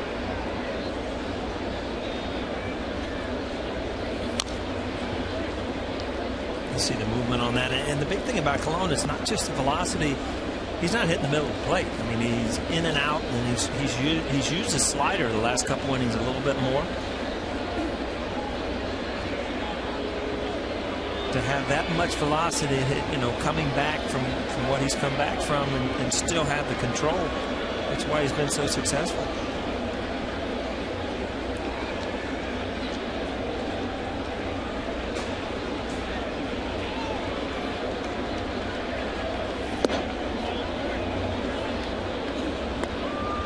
It's a running fastball off the plate, but 95. It's that happens so quick for the hitter. You have to make up your decision so quick. It's tough.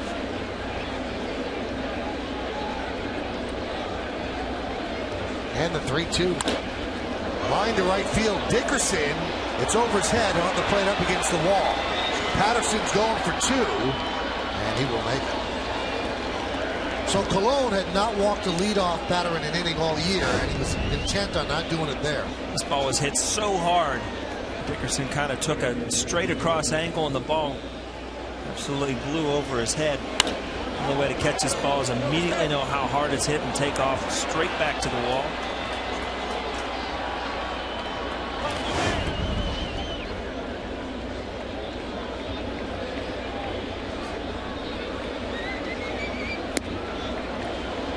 This wasn't much of a decision. Not at all.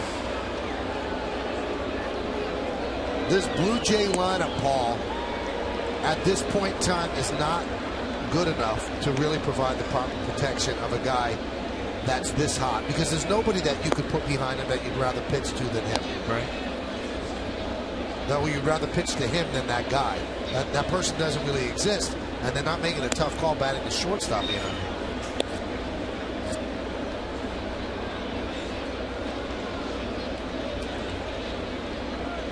So a home run and 2 walks for Bautista. That is surprising me, Michael. Go ahead. That's the 5th intentional walk of the year for Bautista. He had 2 all of last year. Which is surprising. I mean, last year he was a free swinger. There was a way to get him out. This year he's hitting over 350. So, 5th intentional base on balls with this lineup, I would guess it'd be more at this point. Miguel Cabrera of the Tigers has 10 to lead the majors, 10 intentional walks. Escobar lays down a bunt. A-Rod will make the play. At first, the sacrifice successful, 5-4. You said that it was very weird to see a shortstop batting 4th, especially behind Bautista, but you don't see that 4-hole bunting very often either, huh? Not really. Now let's see if they can take advantage. You've got Juan Rivera, who has singled and lined out sharply to Jeter.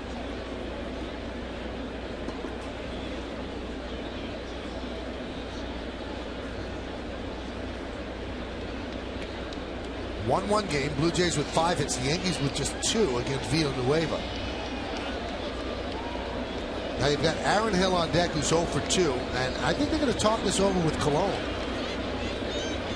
Do you want to walk Juan Rivera to set up the force and the double play? What would you do here, Paul? Would you walk Rivera? Well, I think the Rivera's specialty is against left-handed pitchers. So, you know, I think that you go after him. You try to make him go out of the zone. And if you get behind him, obviously, you walk him. Cologne does that all the time. Like every kid in Little League who's bored kind of just tosses the ball up and plays catch with himself as everybody's moving back to their positions. And they are going to intentionally walk Rivera, again, who has hit the ball hard twice. So that'll set up the double play. And certainly issues the challenge to Aaron Hill. And we talked about, I mean, why Rivera's even in the lineup, and it's Adam Lynn, you know, a left-handed hitter that they're really missing right now. Went out of the lineup hitting over 300, 313, had 7 home runs, was really starting to swing the bat well.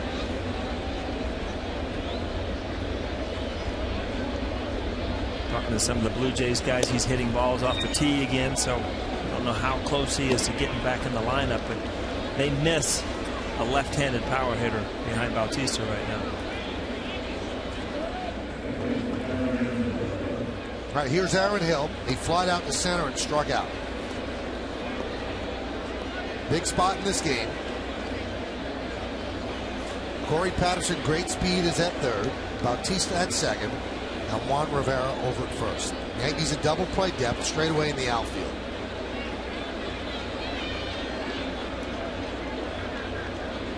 Dickerson and Granderson, good arms in the outfield. Gardner gets rid of the ball quickly and left.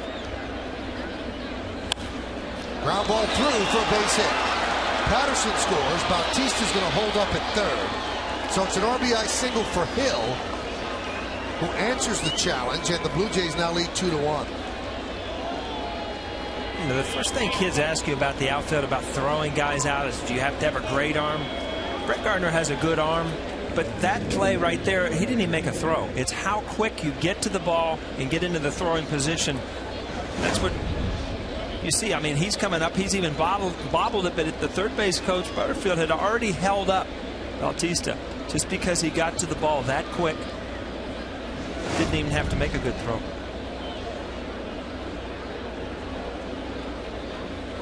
Here's Eric Thames.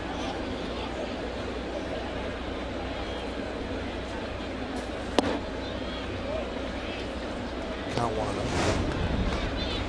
You see Butterfield will come down the line this way, and he'll have to make that call right there immediately. See how quick Gardner didn't even see the throw, and he has to make that decision.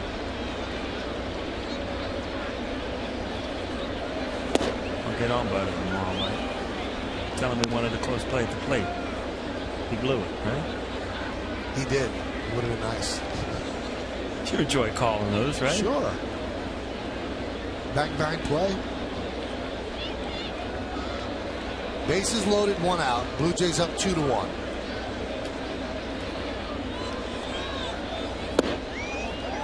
No place to put Thames.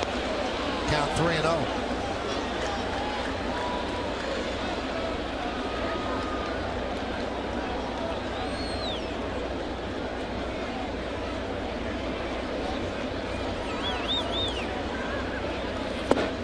And he walked him. He forces in a run. You see Cologne dropping down a little bit. That ball's running away. Can't keep it on the outside corner. He's kind of lost that four-seam fastball that he was throwing over the top. When you're throwing that hard, you're getting that much movement. It's hard to control. You see that ball. I mean, that ball started here, ended all the way up off the outside corner. So you start dropping that arm a little bit, and you're throwing that hard. Hard to control it. So now it's 3-1 Blue Jays. And that's going to bring up J.P. Arancibia. Only now is somebody getting up in the Yankee bullpen. Kind of happened quickly. And that's Pendleton warming. That one is ripped into the gap. In right center, it's a base hit. It's going to go to the wall. Rivera scores. Hill scores. Here comes Thames. He'll score. It's a bases clearing double for Aaron Sebia, and the Blue Jays lead 6-1. Well, Michael, you said it happened quickly, and it did. And, you know, it's just all of a sudden a big 2-run or 3-run double. And you see that ball right there. That's not a bad pitch. It got up a little bit, but he found the outside corner, and Sebia just drove it out into right center field. Problem with, you know, when you load the bases up, people, you know, a hitter makes a good swing. You know, it's just not a base hit. It'll cost you 3 runs.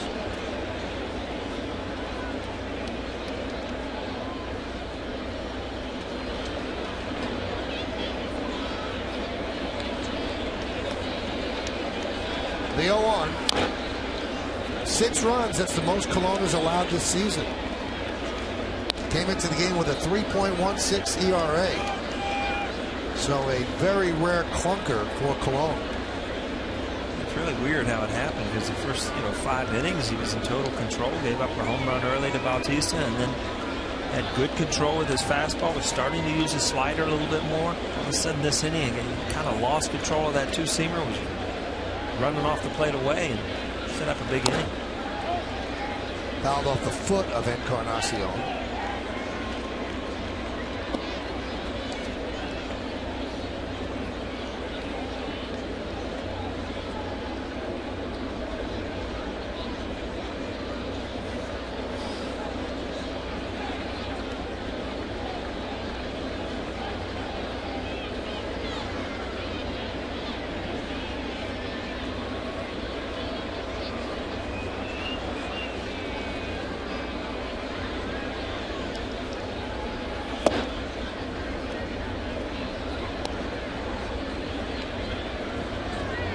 See that last pitch, Michael. I mean, he's almost 3/4 now. Early in the game, he was really kind of humping up and coming over the top of that 4-seamer.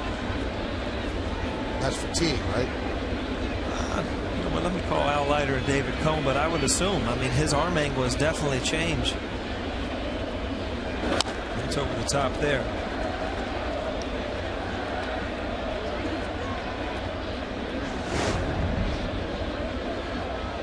See, this is the last pitch where he kind of just pauses and comes right over the top. You see some of those 2-seamers earlier in the inning where he was out almost 3/4.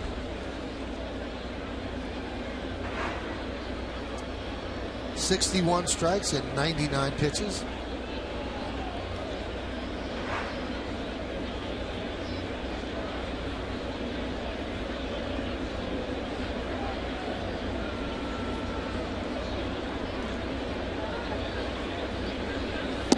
Strike 3. Encarnacion down looking. 8th strikeout for Colon. Got him with the slider, and this ball right here, if you look where it ended up, it's definitely low, but from the side view probably was close to the knee. Hitters never like it, Michael, I'll tell you that.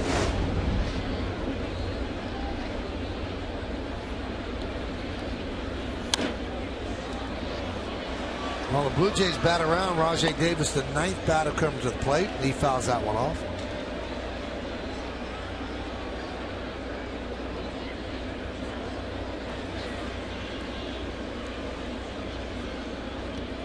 This is going to be the 30th pitch of the inning.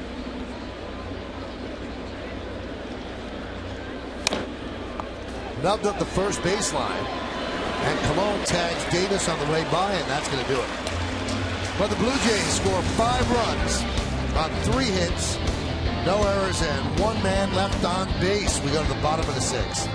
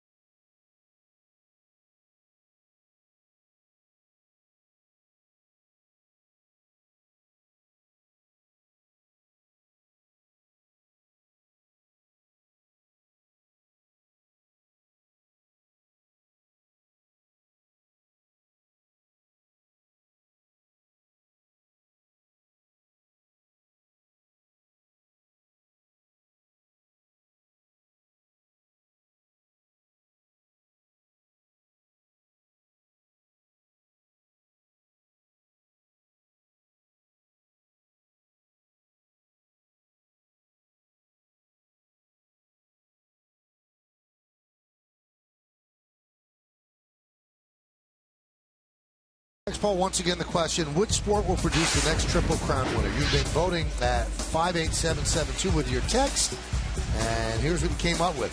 Very close. 52% think it's going to be baseball, 48% horse racing.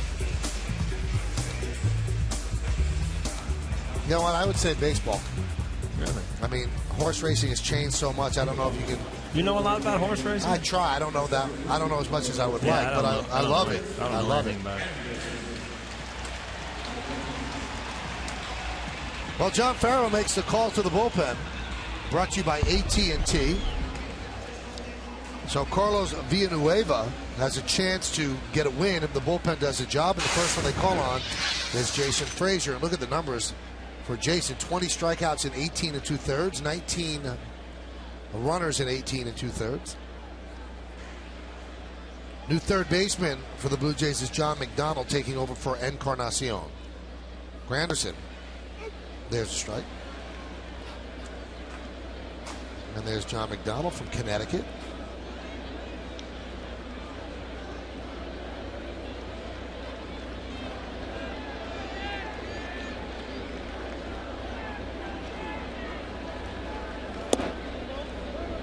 Count one.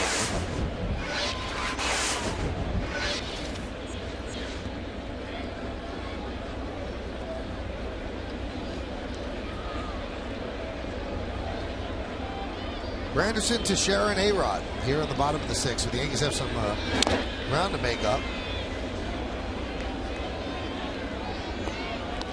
Along with Paul O'Neill and Kimberly Jones, I'm Michael Kay. We thank you for joining us on this Monday evening.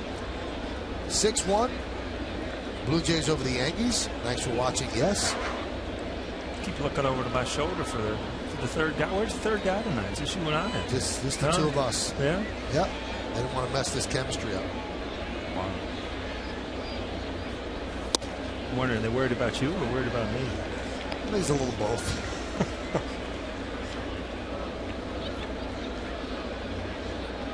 We've got Kim here. She can always step in. I was going to say she might have to do another inning down there or something.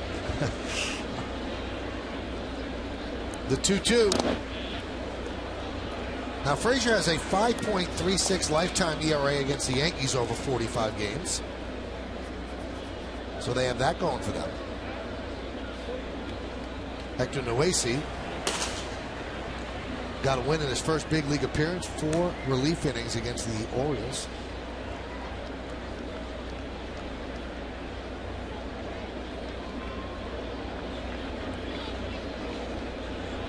The 2-2. 3-2. Granderson struck out and he scored the Yankees' only run. He walked in the fourth, came around to score on a sac fly by Cano. Teixeira on deck. Alex follows him. And Granderson works a walk. That's the last thing you want to do when you put 5 runs on the board in the previous inning.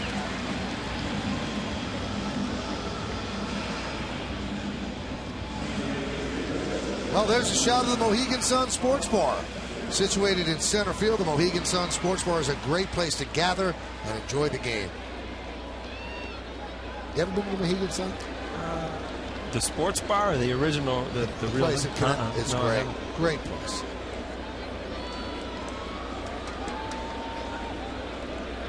Great venue, great place to see concerts. Here's Mark Teixeira.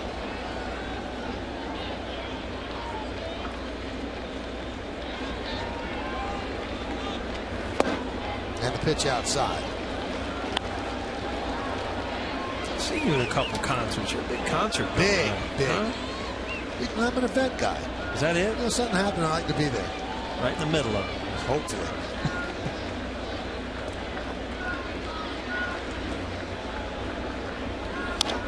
Foul back.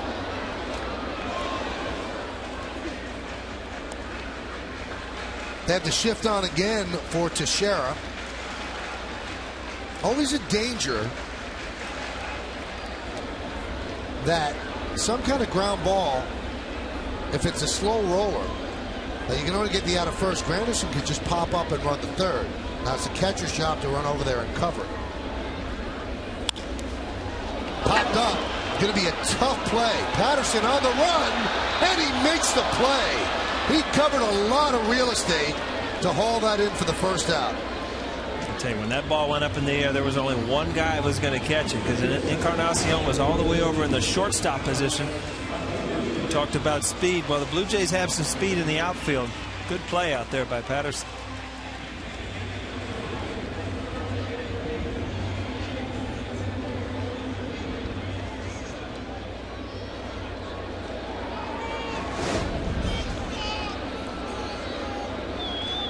That's going to bring up Alex Rodriguez. He has flied out to center and struck out.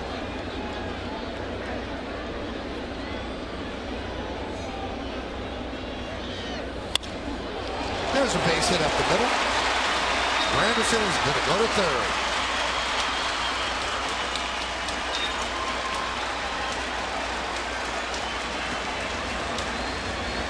First base hit of the night for Rodriguez, and the Yankees have a threat. Well, these are the positions, Michael, that the Yankees are going to have to get better at. I mean, you're going to have these, the singles turn into run-producing singles and men in scoring position. These are the at-bats that, if you looked at one thing that you could complain about from the New York Yankees, it would be their hitting with runners in scoring position to this point in the year. I mean, it can change. It could change right now. It could change tomorrow. But to be a good team and win with good pitching and defense, you got to drive in those runs when they're out in scoring position. Here's Cano. He's driven in the Yankees' only run with a sac fly in the fourth inning. So he's 0 for 1, grounded to first, and then that fly ball to center to drive in a run.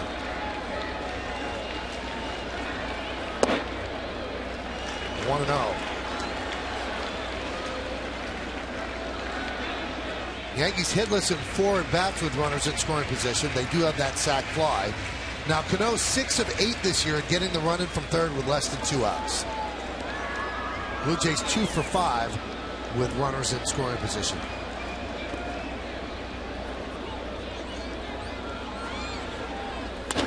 Slice foul.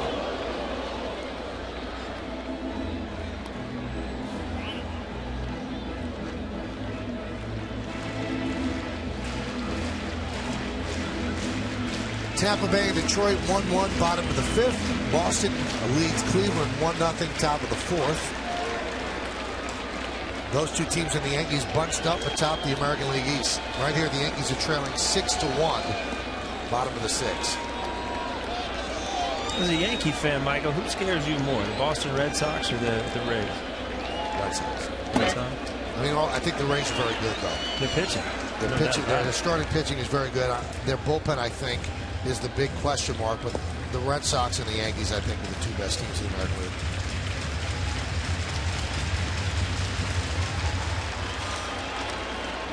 Cano, a .250 hitter with runners in scoring position.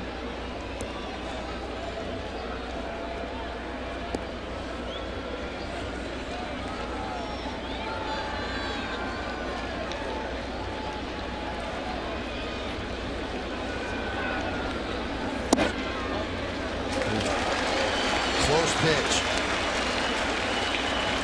Had to be low because they got a lot of the plate. That's that borderline pitch. As a pitcher you want it, as a hitter you're glad they didn't call it.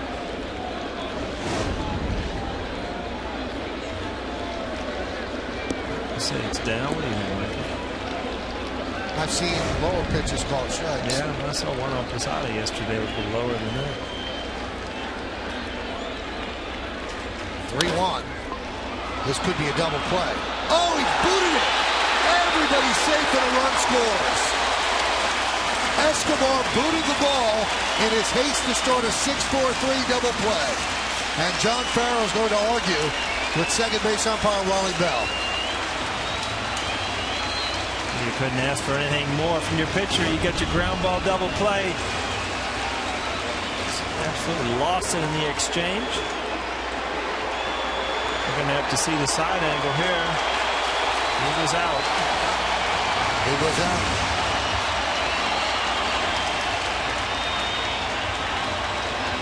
See it from another angle.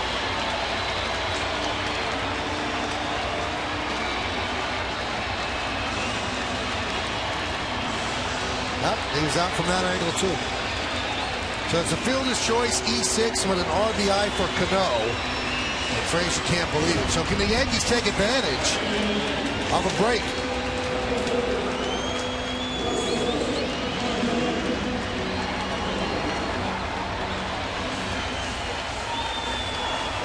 So here's Russell Martin. He is 0 for 2. Flied out to left and then fouled out to the first baseman, Rivera.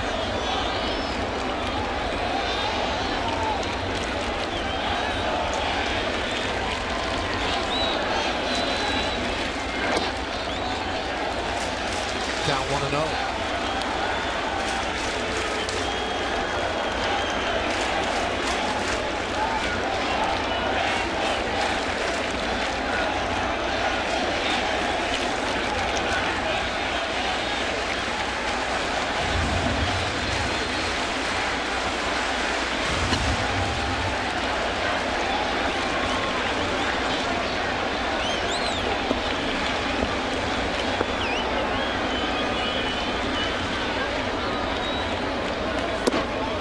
Opponents are just 2 for 25 this year against Frazier with runners in scoring position.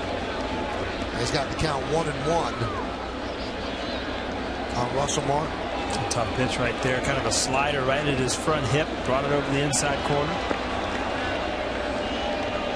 Blue Jays carry 8 relievers, 6 righties, and 2 lefties.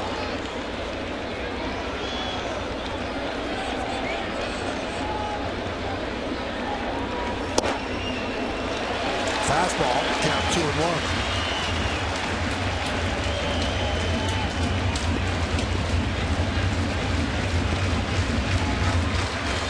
Little pacing there by John Farrell. And they're going to go to the bullpen forward.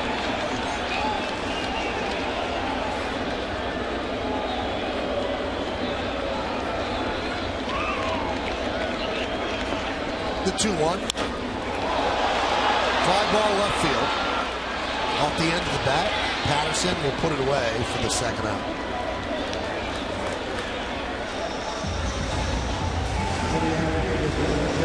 He got a pitch that he was either going to drive out or pop up. He said, ball running in on him. Knew immediately. Didn't get it. It's funny because as a hitter, just the feel of the ball off the bat, you know immediately if that ball's going anywhere.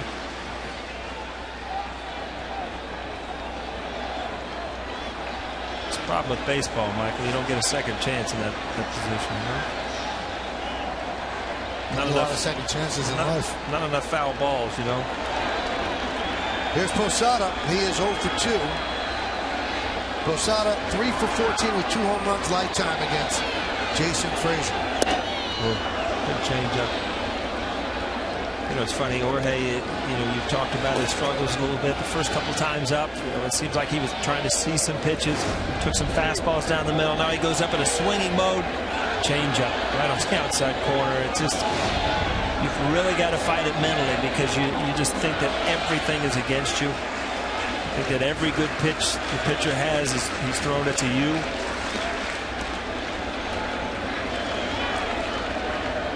Jorge's done this for too long to not realize that he can snap out of this and get some big hits for this team.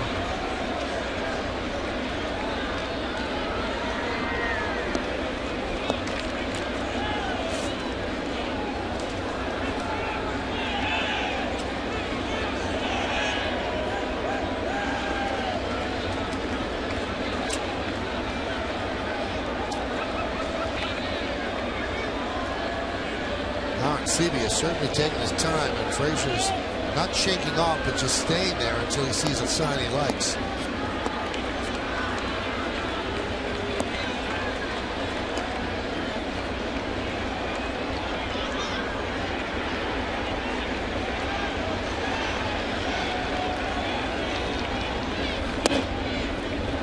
Down 1-1.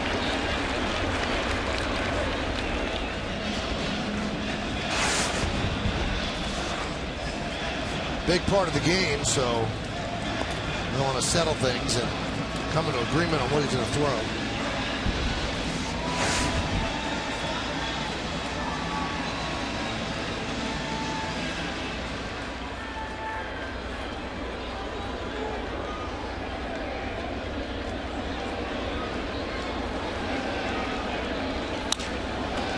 ground ball to second base. Hill makes the play, and that'll do it. So the Yankees get the run on the error. 1 hit and 2 men left. We go to the 7, 6-2 Blue Jays.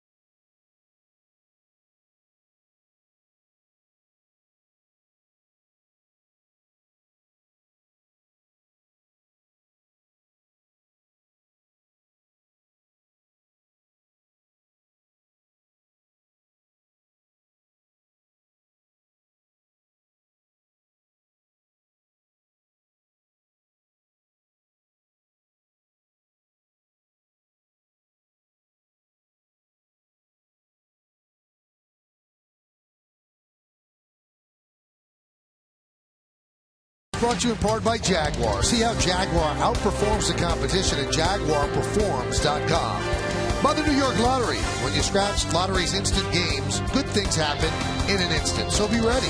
And by Grey Goose, the world's best tasting vodka. New pitcher for the Yankees as Bartolo Colon has his roughest outing of the year. They'll turn it over to Hector Noesi. Noesi, his major league debut in Baltimore in the Yankees' 15-inning win that they had there. And he put up 4 scoreless innings. Walked 4, gave up 4 hits, and struck out 4. And kept wiggling out of jams. Here's Corey Patterson. Pitches high. Patterson started that 5-run 6th inning with a double. The Cadillac scoreboard shows the Blue Jays up 6-2. High fly ball center field. Granderson for the first out. You know, if you look at Colon's start, though, and you go back over what happened, it's not like, oh, you know, you send up a red flag because, oh, he didn't have his stuff tonight. Is this the way it's going to be? He had great stuff. I mean, for 5 innings, he was as good as he's been all year. And all of a sudden, he had that weird 6th inning where he lost control of his fastball on the outside part of the plate. One big hit, that big 3-run double. There's Bautista. He takes a strike. Bautista got it started with a home run in the 1st inning. Then walked in the 3rd, intentionally walked in the 6th. The 2 intentional walks that the Yankees issued in the 6th inning came back to bite them. With a runner at second, nobody out, they walked Bautista, which I guess was the right thing to do. Then Escobar sacked him over. And then they intentionally walked Rivera to load the bases for the double play. And Aaron Hill made him pay with an RBI out of left field. Then Eric Thames, a bases loaded walk to force in a run. And then with the bases loaded, J.P. Arancibia drove them all home with a double. Bautista fouls it back. And in the 1st inning, this is how Bautista welcomed himself to this series. I talked about a little bit in the pregame that, I mean, it's like some hitters pick up the baseball a little bit quicker. And you'll see that, I mean, even on 2-strike swings. You see that? I mean, that's a healthy swing. He's picking up the ball, he's reading it, and he's giving himself a chance to drive the ball even with 2 strikes. He's just not trying to put the ball in play like a lot of hitters will with 2 strikes. And you wouldn't know if this is his first swing of the at-bat or a 2-strike swing. That's just a good full-out swing. He's recognizing the pitches. That ball's up in the zone, but I tell you what, it just looks like every one of his swings, he's right on the pitch. Here's Yunel Escobar. And there's a strike from Noesi, throwing 93 miles an hour.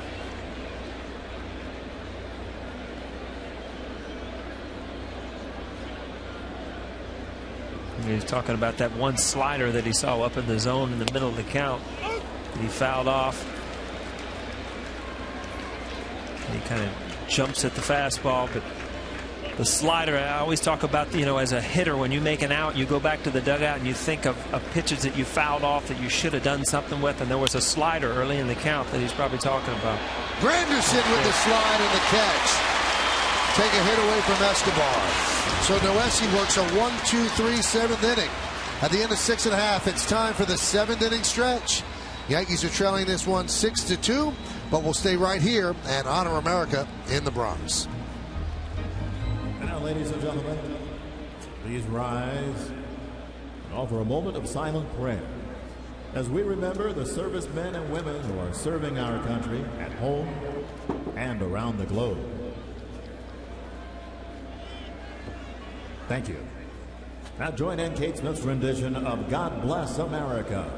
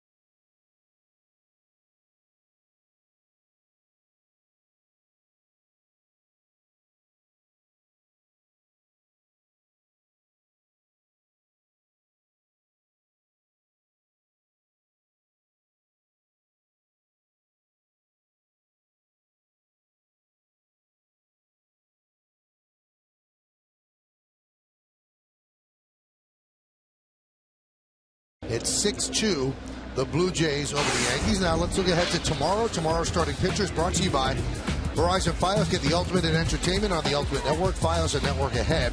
Ricky Romero goes for the Blue Jays, 4-4, good ERA. CC Sabathia, 4-3, also a good ERA. Now our coverage will begin at 6:30 p.m. on the Yes Network. And we start the game on My 9 right at 7:07. And that will be, as I mentioned, on My 9. John Roush is going to come on to pitch the 7th inning. And he's going to face Gardner, Dickerson, and Jeter. The big right-hander deals. Pitches high.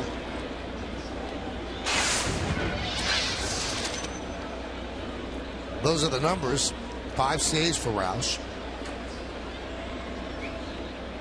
Got a bush on his neck. No? It's certainly not subtle.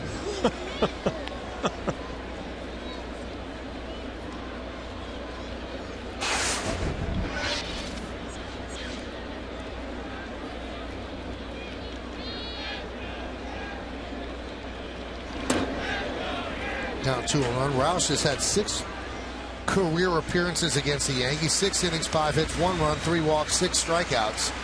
And that's good for a 1.50 ERA. I'll tell you what, I was talking to him a little bit on the field. He came over and I was talking to Brian Butterfield. He's huge. I mean, you look up at him, he's like a 6'7", 6'8". How tall is he? I think he's 6'10". Oh, if it's, yeah, I was check talking to that Sid. out. He's huge. 6'10" he is.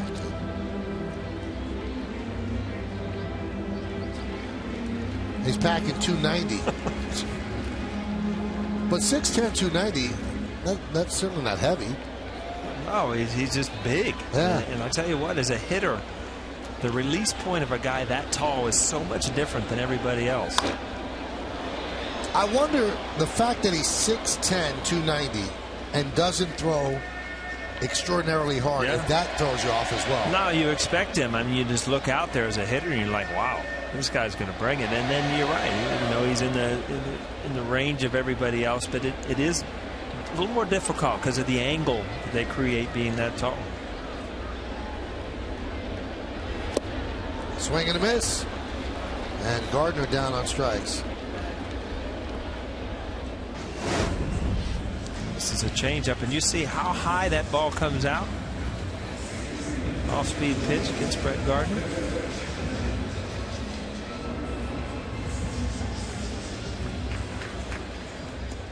See that release? It's a breaking ball. It's not a changeup.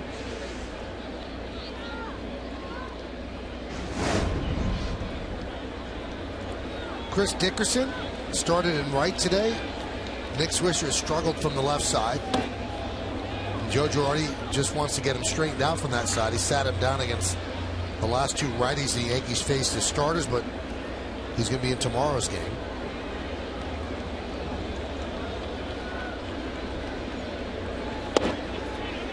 An old rule of thumb, and I remember Joe Girardi and coached under Joe Torre and Don Zimmer, and the rule of thumb was always 2 days was much better than just giving a guy a day off if you're really trying to clear somebody's head.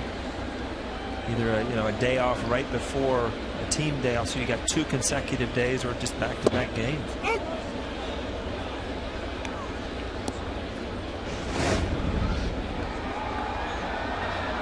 Those eyes get wide. See him coming over the top, and you see that's going to be a breaking ball. Wow.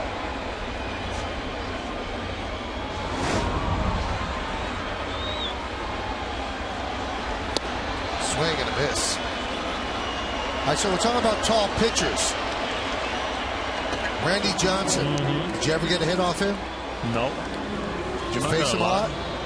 Not a lot, but I faced him. Not a lot, though. 0 for 5, 0 for 8. 0 for 5, yeah. 5. Yeah. I think Buck Showalter was the manager at that time. I didn't think he liked my chances.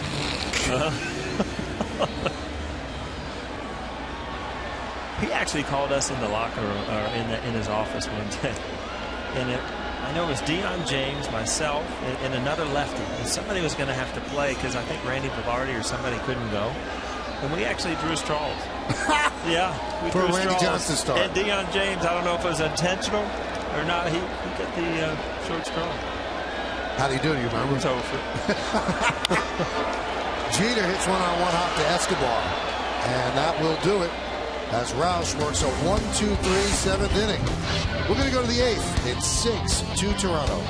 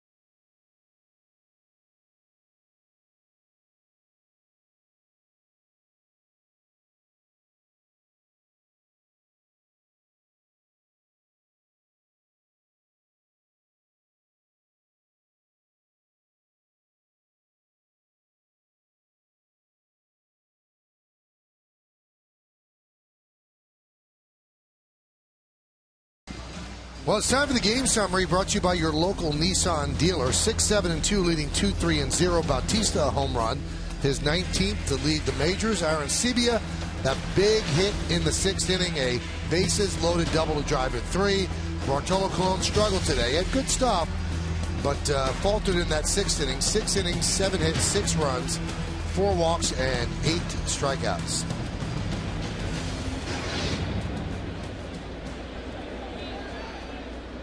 Well, we go to the 8th inning. Hector Noesi, who pitched a 1-2-3-7th. Now 5 scoreless innings in the big leagues for Hector. He'll face Rivera, Hill, and Thames.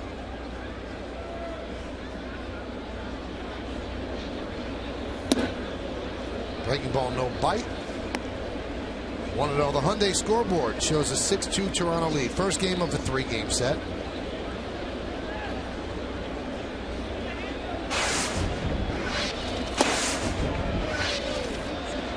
Count 1-1.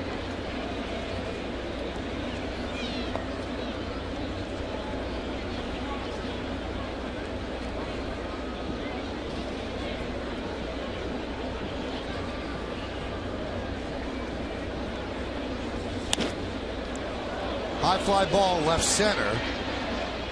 Granderson will make the play. Tonight after the postgame, catch WB Mason presents the Joe Girardi Show as the skipper talks southpaws. Find out who was the toughest lefty he faced and the best lefty he ever caught. And on Sunday, it's an all-new episode as Joe looks back on the epic 1999 season, 1996 season with David Cohn. It's the Joe Girardi Show, and it's only on Yes. Hammered down the left field line, but foul. Best lefty he ever faced, I'm going to say Randy Johnson. The best lefty he ever caught. Well, the best, I believe he did not have much face? success against Randy. He said that he said he wasn't scared. He just had no chance. Didn't see that. Yeah. But there was a lefty, a really good lefty that he did well against. I'm trying to remember what he said. I think he had decent numbers against Glavine. I was going to say maybe it was Glavine or Avery because 2 good lefties over with the Atlanta Braves for many years. I think he was 3 for 11 against Leiter.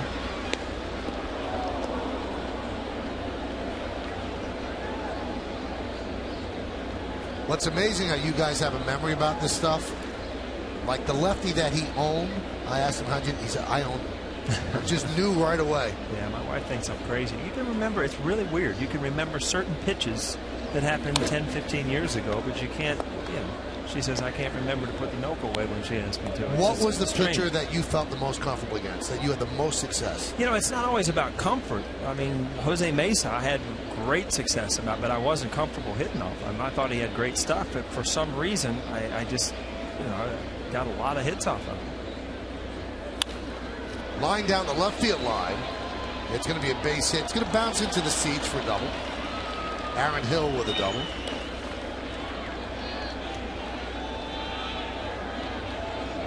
Aaron Hill's had quite a night. Got a big RBI single with bases loaded. They kept that going. You see this ball kind of stays out over the plate. Had spin back in, but it just didn't have enough bite on it to get back in on side.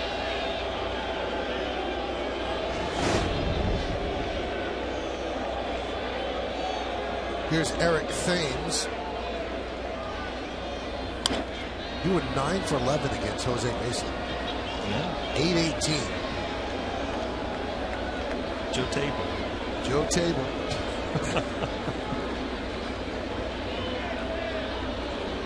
Probably Spanish speaking. That was his nickname, Joe Table. Mesa is Table. Grounded to second. Cano for the second out as Hill moves to third.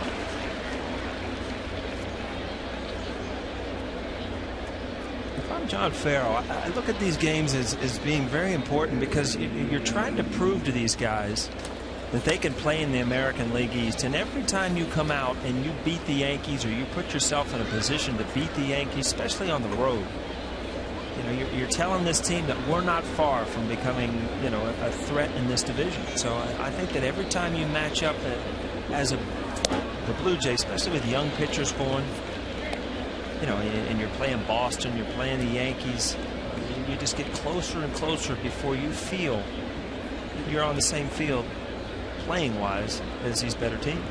2-3 against the Yankees in 5 games so far this year.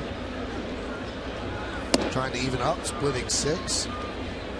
Back at, and then I was talking to Brian Butterfield about it earlier. You look back at 93, 94, when the Blue Jays used to walk in here, you know, world champions, and Cito Gaston and the boys. I mean, we just looked across the field, and they were a better team than we were. But progressively, we got, you know, year by year, you got better. You started beating them, and before you know it, you know, you become, you know, the favored team in the East. Remember those years, don't you? The Blue Jays? Blue Jays and the A's. Yeah. I don't know if you were here when the A's used to just destroy the Yankees. We beat the A's in '90 with Cincinnati, but you know, just from there was no interleague back then. Just from a distance, they were the team that just ran away with the division every year. We went into the World Series thinking, you know, how can these guys be beat? But all of a sudden, you win Game 1. And just like I'm saying here tonight, you think, you know, these guys are no better than anybody else. 2-2. There's a base hit. That's going to be the first run that Noesi has allowed in the big leagues, and it gives the Blue Jays a 7-2 lead here on this Monday night. 4th RBI for Aaron Sebia.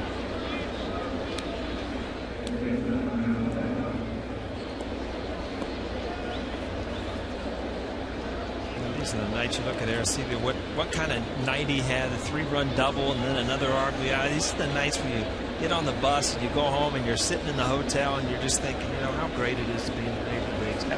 You just feel so much adrenaline, so pumped up after having good games. I don't care if you've been here a day or 10 years, you still get that feeling after you've had that big game.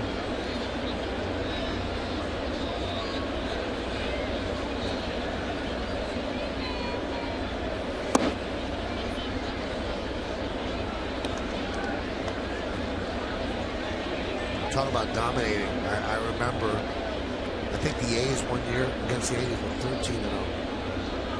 And Dennis Eckersley would rub it in their face and he'd point every time he got him. That one has popped up. Cano is there, and that's going to do it. Here in the 8th inning. 1 run, 2 hits, 1 left. We go to the bottom of the 8th. 7-2 Jays.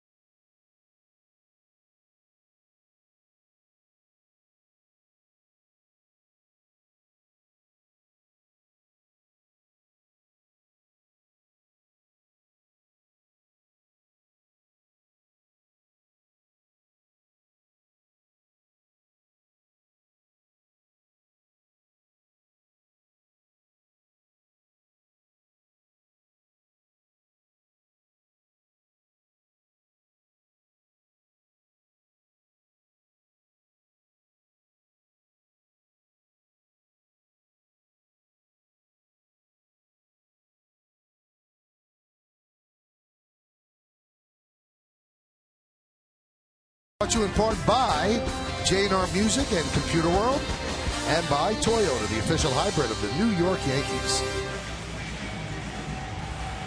Yankees running out of time. We go to the bottom of the 8th inning. John Roush still in there. It'll be Granderson, Teixeira, and A-Rod here in the 8th inning. The Yankees trying to make up a 5-run deficit. Granderson has walked twice and scored the Yankees' only runs.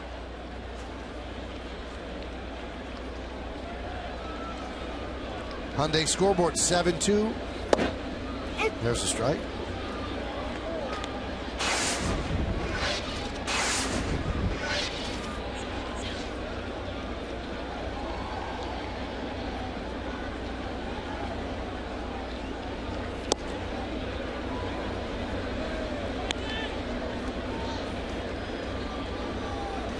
Talked about Granderson and some of the things he's thought about lately. You know, I had so many hits, but I had so many strikeouts. I don't feel as good as I should. These are the at-bats when you're down late in the game that you really got to bear down and try to find, because there's always tomorrow. You have a great at-bat before you go home. You go in tomorrow thinking that you're in a good streak. Lead off this inning and get a couple runs. Next thing you know, you're right back into the game.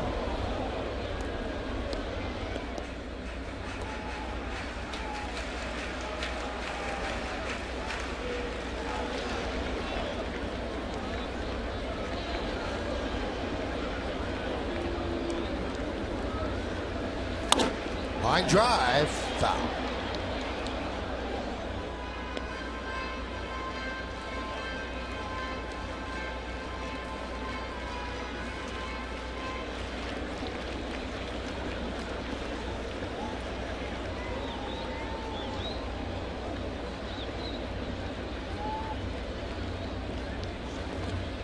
In the dirt, 2-2. Villanueva started, gave them 5 strong innings, allowed just 1 run. Then Jason Frazier allowed a run in the 6th. And John Rouse pitched the 1-2-3-7, still in there in the 8th.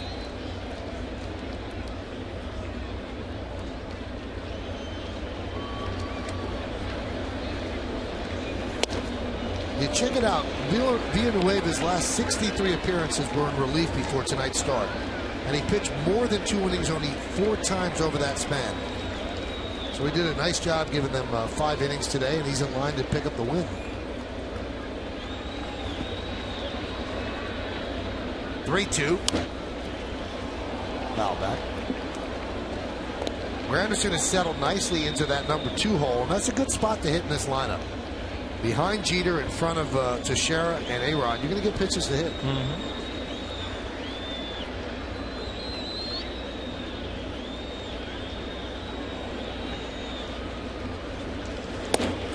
How about that? Granderson walks 3 times.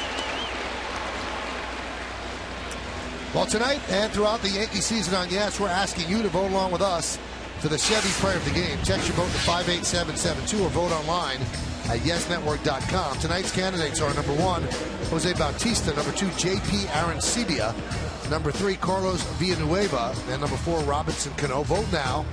Make your voice heard. Standard text messaging rates apply.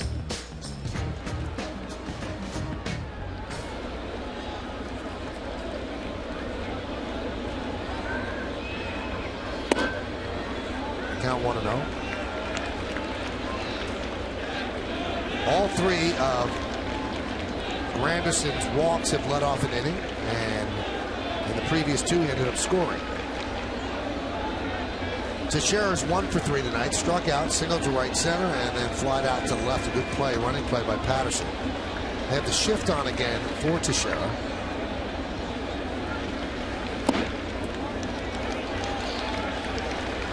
Now what they've done with the shift, though, is they keep the shortstop Escobar at short.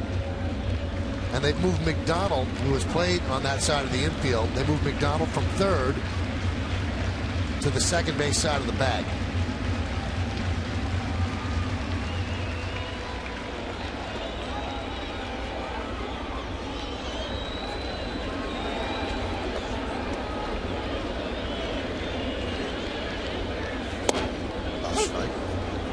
I just got to tell you, Mike, I'm looking at my card here for my Jeep scouting report for the pitcher early in the game, and Ryan helped me out a little bit. I'm not going to lie. Sure. I mean, just look how on Ryan is to me. It's been a while, all right. He hasn't thrown since 09. Runner goes. The throw knocked down. And Granderson steals second. They weren't even looking at him at first base. Yeah, every once in a while you just feel like they've forgotten about you. You might as well take the base. Roush, a big pitcher, can be slow to the plate. Back to the scouting report, road dominance. I mean, he only gave up 1 run against him. He's given up 2 runs all year on the road. In the unknown, Yankees have trouble with guys they don't know a lot about as starting pitchers. On the mark, huh? I'll tell you what. This is a clear indication that you have to tune in tomorrow for the scouting report. That's right. Ryan, get your sleep. You owe me a good one tomorrow.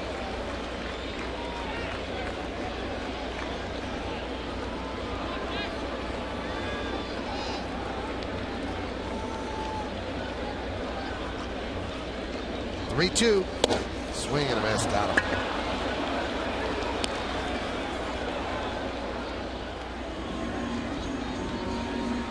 That was an 84-mile-an-hour slider. It looked like a 96-mile-an-hour fastball. I think Teixeira was kind of caught in the middle of it.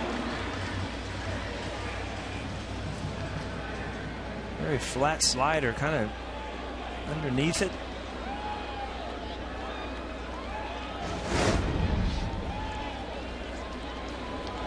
Here's Alex Rodriguez, 1 for 3.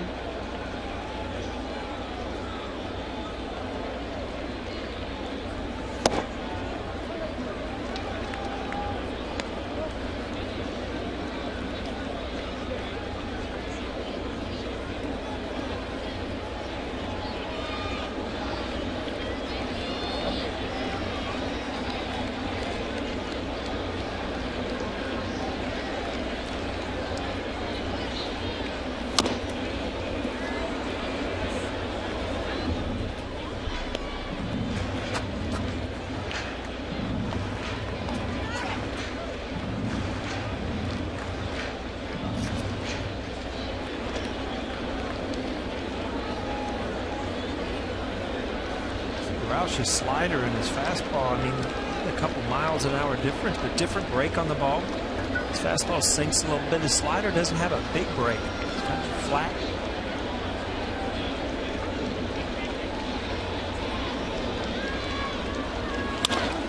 Ground ball left side. Escobar backhands. Fires to first. The base hit for A-Rod, moving to third for Anderson.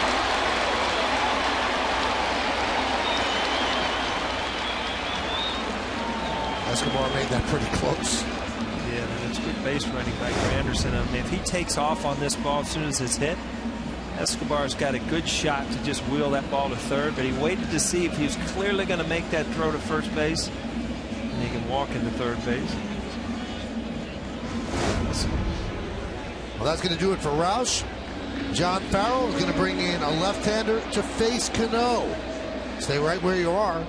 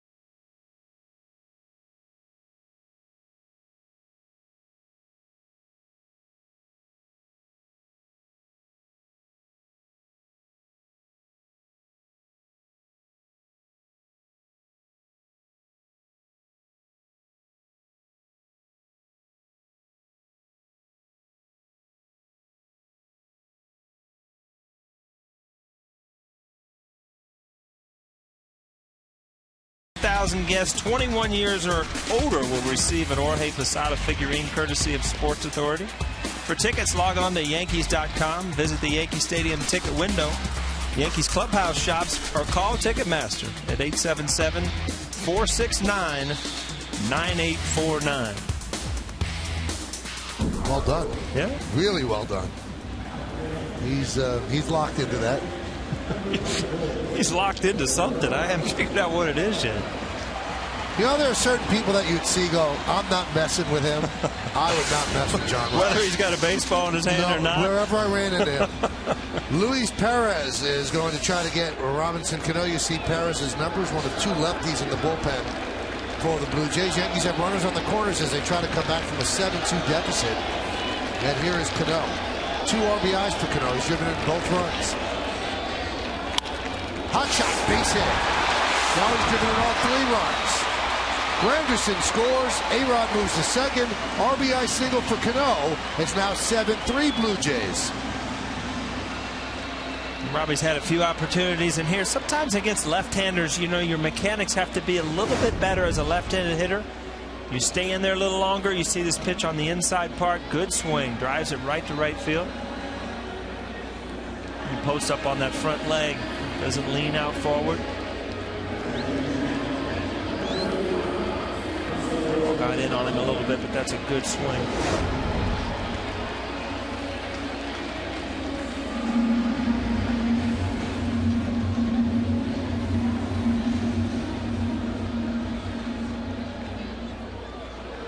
So now first and second with 1 out, and here's Russell Martin. Martin is 0 for 3. 2 fly balls to left and a foul out to first.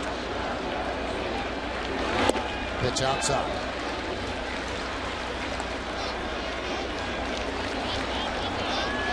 Crowd of 41,946 here in the Bronx.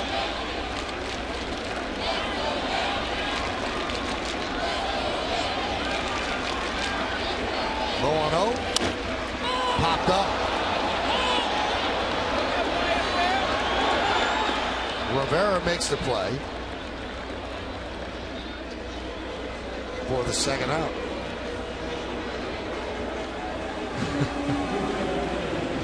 I think they call interference on Martin, so even really if he didn't catch the ball, yeah. he would have been out. A lot of times, it's not intentional. You, as a hitter, you kind of put your head down and you run in the direction you know you just missed a pitch. Believe me, you're not trying to cause anything other than see your head's down, then you figure out, uh-oh.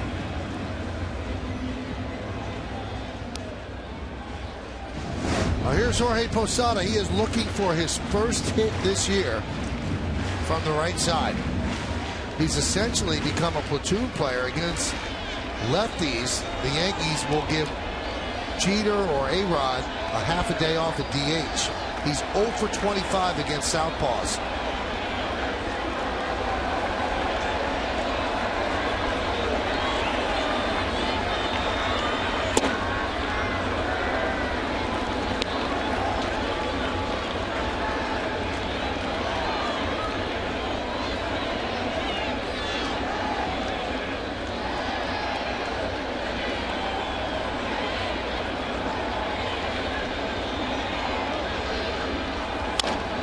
Grounded to third. John McDonald would step on the bag, and that's going to do it.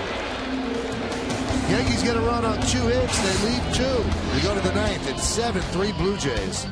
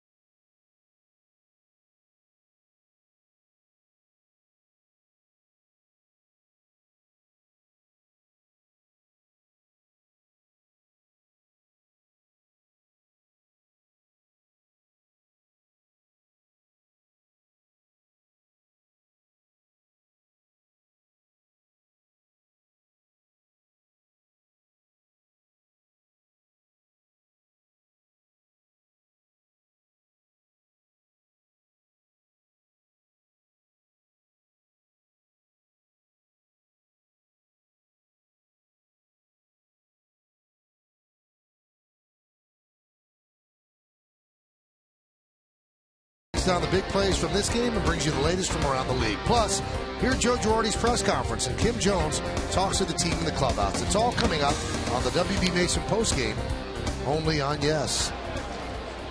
Rajay Davis pops that one up, and making the play is Teixeira. 1 pitch, 1 out. Hey, if you're keeping score at home, Russell Martin's pop-up, there's a clarification, it was not called interference. It was infield fly rule, which I'm wondering why they called, because I didn't think that it was an easy chance. It was a high pop-up that drifted into fair territory, and the umpires, you'll see, they put up their hand, which signals infield fly.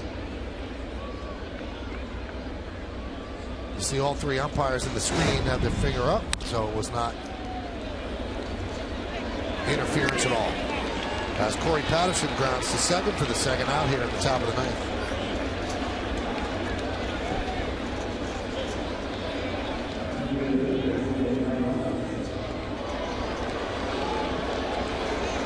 So Noesi has gone 2 2/3 and allowed 1 run. So if he gets 1 more out in his big league career, he would have gone 7 innings and allowed just 1 run. Now he's got a tough customer. He's already retired him once. Jose Bautista. Bautista homered, walked, intentionally walked, and then popped to second.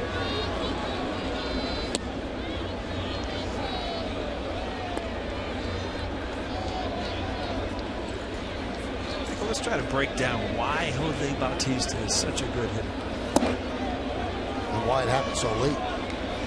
Rather than you act like he was going to throw a ball there, so he's just going to take it. From the side, you see everything's kind of coiled up. I mean, he's not a huge guy. He's not the kind of guy that usually hits 50 home runs.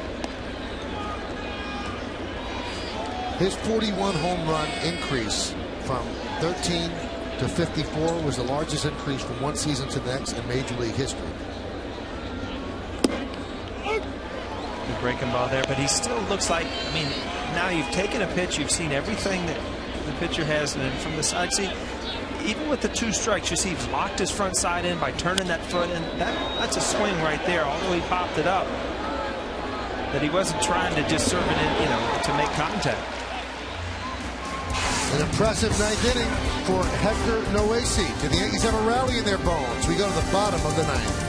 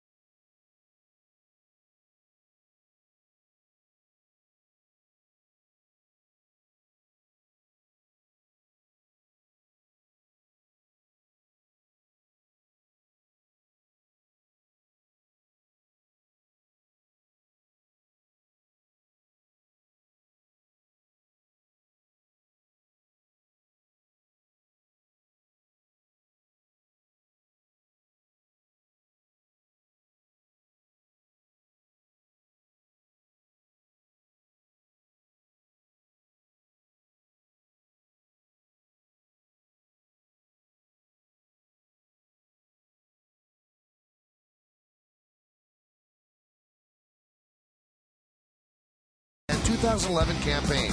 It all starts tomorrow at 7 with full match analysis on Arsenal 360 right here on Yes.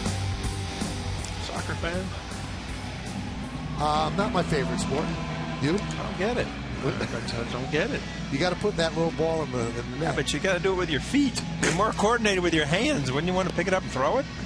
You made one of the great throws of all time, kicking it right past Todd Benzinger. Todd Benzinger, who thought it was a throw. Yeah. Could have got him at second, he told me. Had nothing on the throw. Here's Frank Francisco as he will try to close this out. Yankees are trailing 7-3. Francisco has picked up 5 saves, 13 strikeouts in 11 1/3 innings.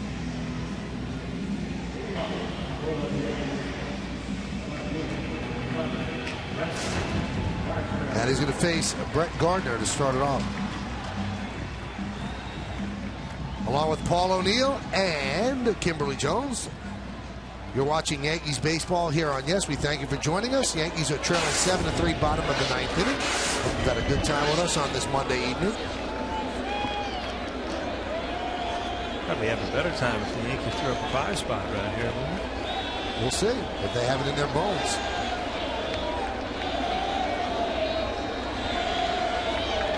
Pitch is high.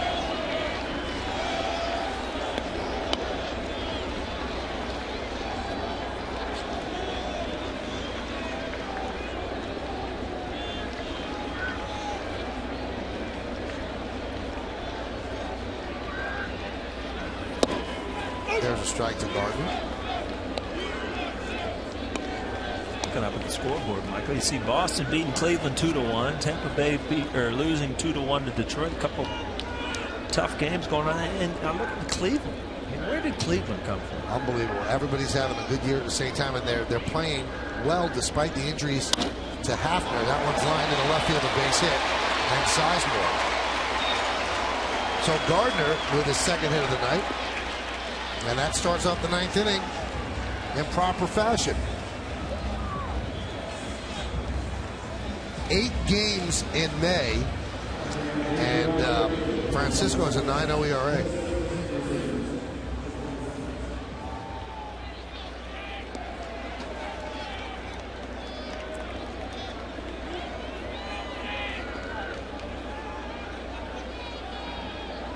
Here's Dickerson.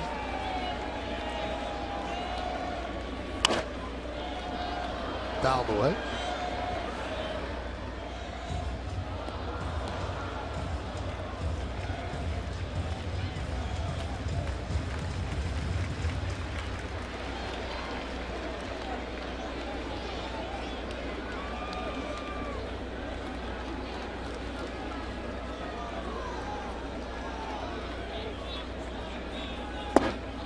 Pitch outside, 1-1. Dickerson 0 for 3 tonight with 2 strikeouts.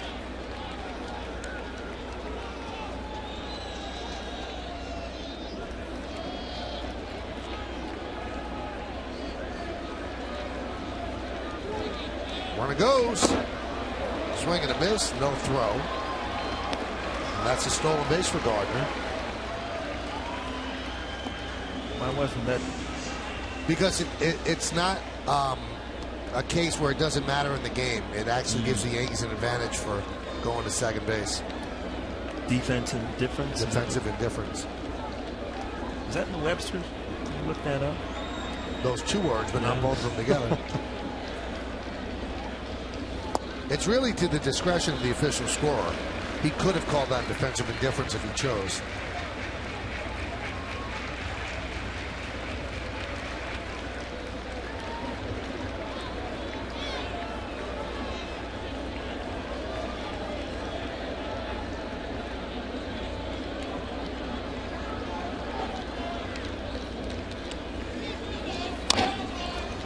Chopped towards second. Hill gets Dickerson for the first out as Gardner moves to third. Tomorrow, come to Yes before Game 2 against the Blue Jays for the Tri-State Ford pregame. Then after the game on My 9, come back to Yes for Yankees Extra Innings presented by Tri-State Ford. And Wednesday afternoon, we've got full coverage of the midweek matinee starting at 12:30 only on Yes. We're busy tomorrow. Yeah. We're going to Yes to My 9, back to Yes. Mm-hmm. And then a day game the next day. Can you handle that? I can handle it, but you don't have that second analyst with you. All right. You got Ryan over here. Ryan knows a lot too. Here's Derek Jeter.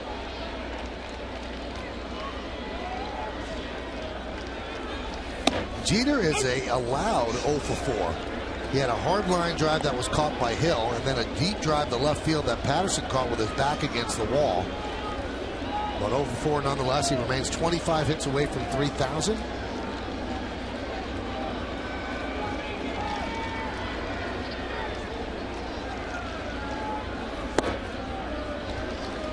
count 1-1. The Yankees need base runners. They're down by 4. Here in the middle of June, I got a good chance to see her. It's on a little hot streak, huh? Yeah, you got 9 games on the West Coast trip. Yeah, you should see it. And you saw his first one. Single against the Mariners. He stood there at first base next to Tino Martinez.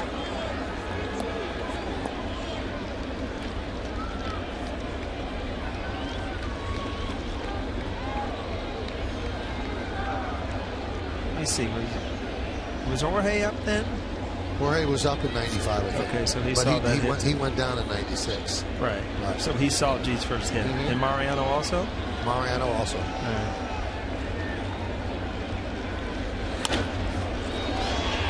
Let's see who else saw it. I did.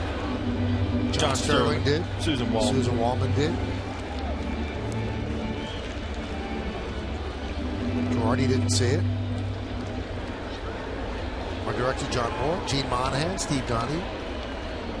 There's 2 good calls right there. Robbie Kakuza? Probably, yeah. Swing and a miss. Jeter down on strikes. Charlie Wanson was, of course. Charlie Wanson saw it. So the Yankees are down to their final out. And that'll leave it up to Curtis Granderson, who's actually scored all 3 of the Yankee runs tonight. And all 3 after walking.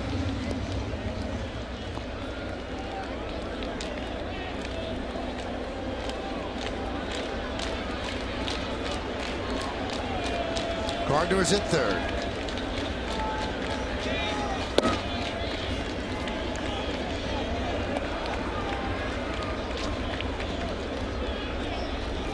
Granderson is at 364 against the Blue Jays this year. 3 homers and 7 ribbies.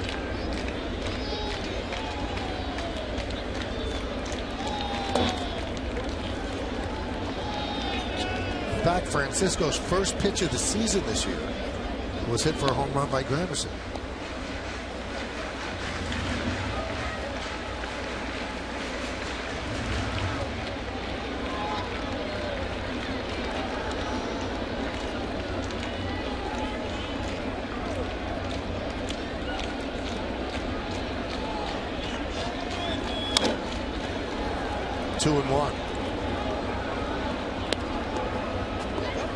Kevin Gregg was the closer last year for the Blue Jays, but he left as a free agent, signed with Baltimore, and he's really struggled with the Orioles.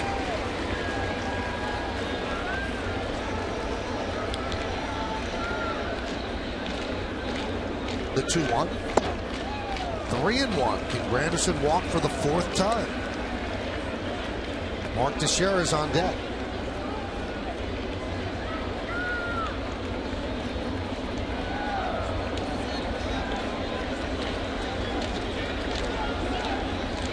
The pitch. Driven deep to right field. That ball is a foul ball. Kept hooking.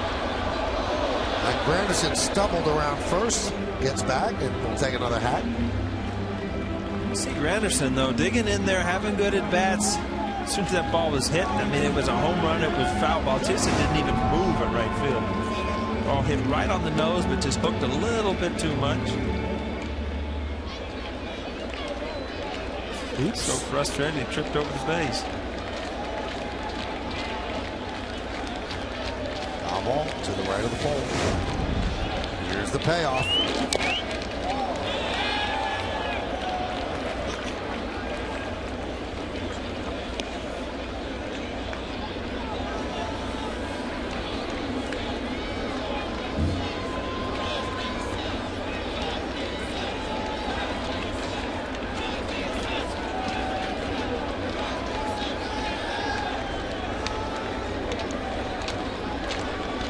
And the payoff again. Swung on and missed it. That'll do it.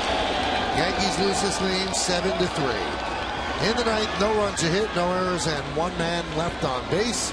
The Blue Jays with that 6-run 6th inning, or 5-run 6th inning, make that hold up, and they beat the Yankees 7-3. Stick around for the postgame show to find out who's tonight's Chevy player of the game. Bautista with his 19th homer of the year. That was in the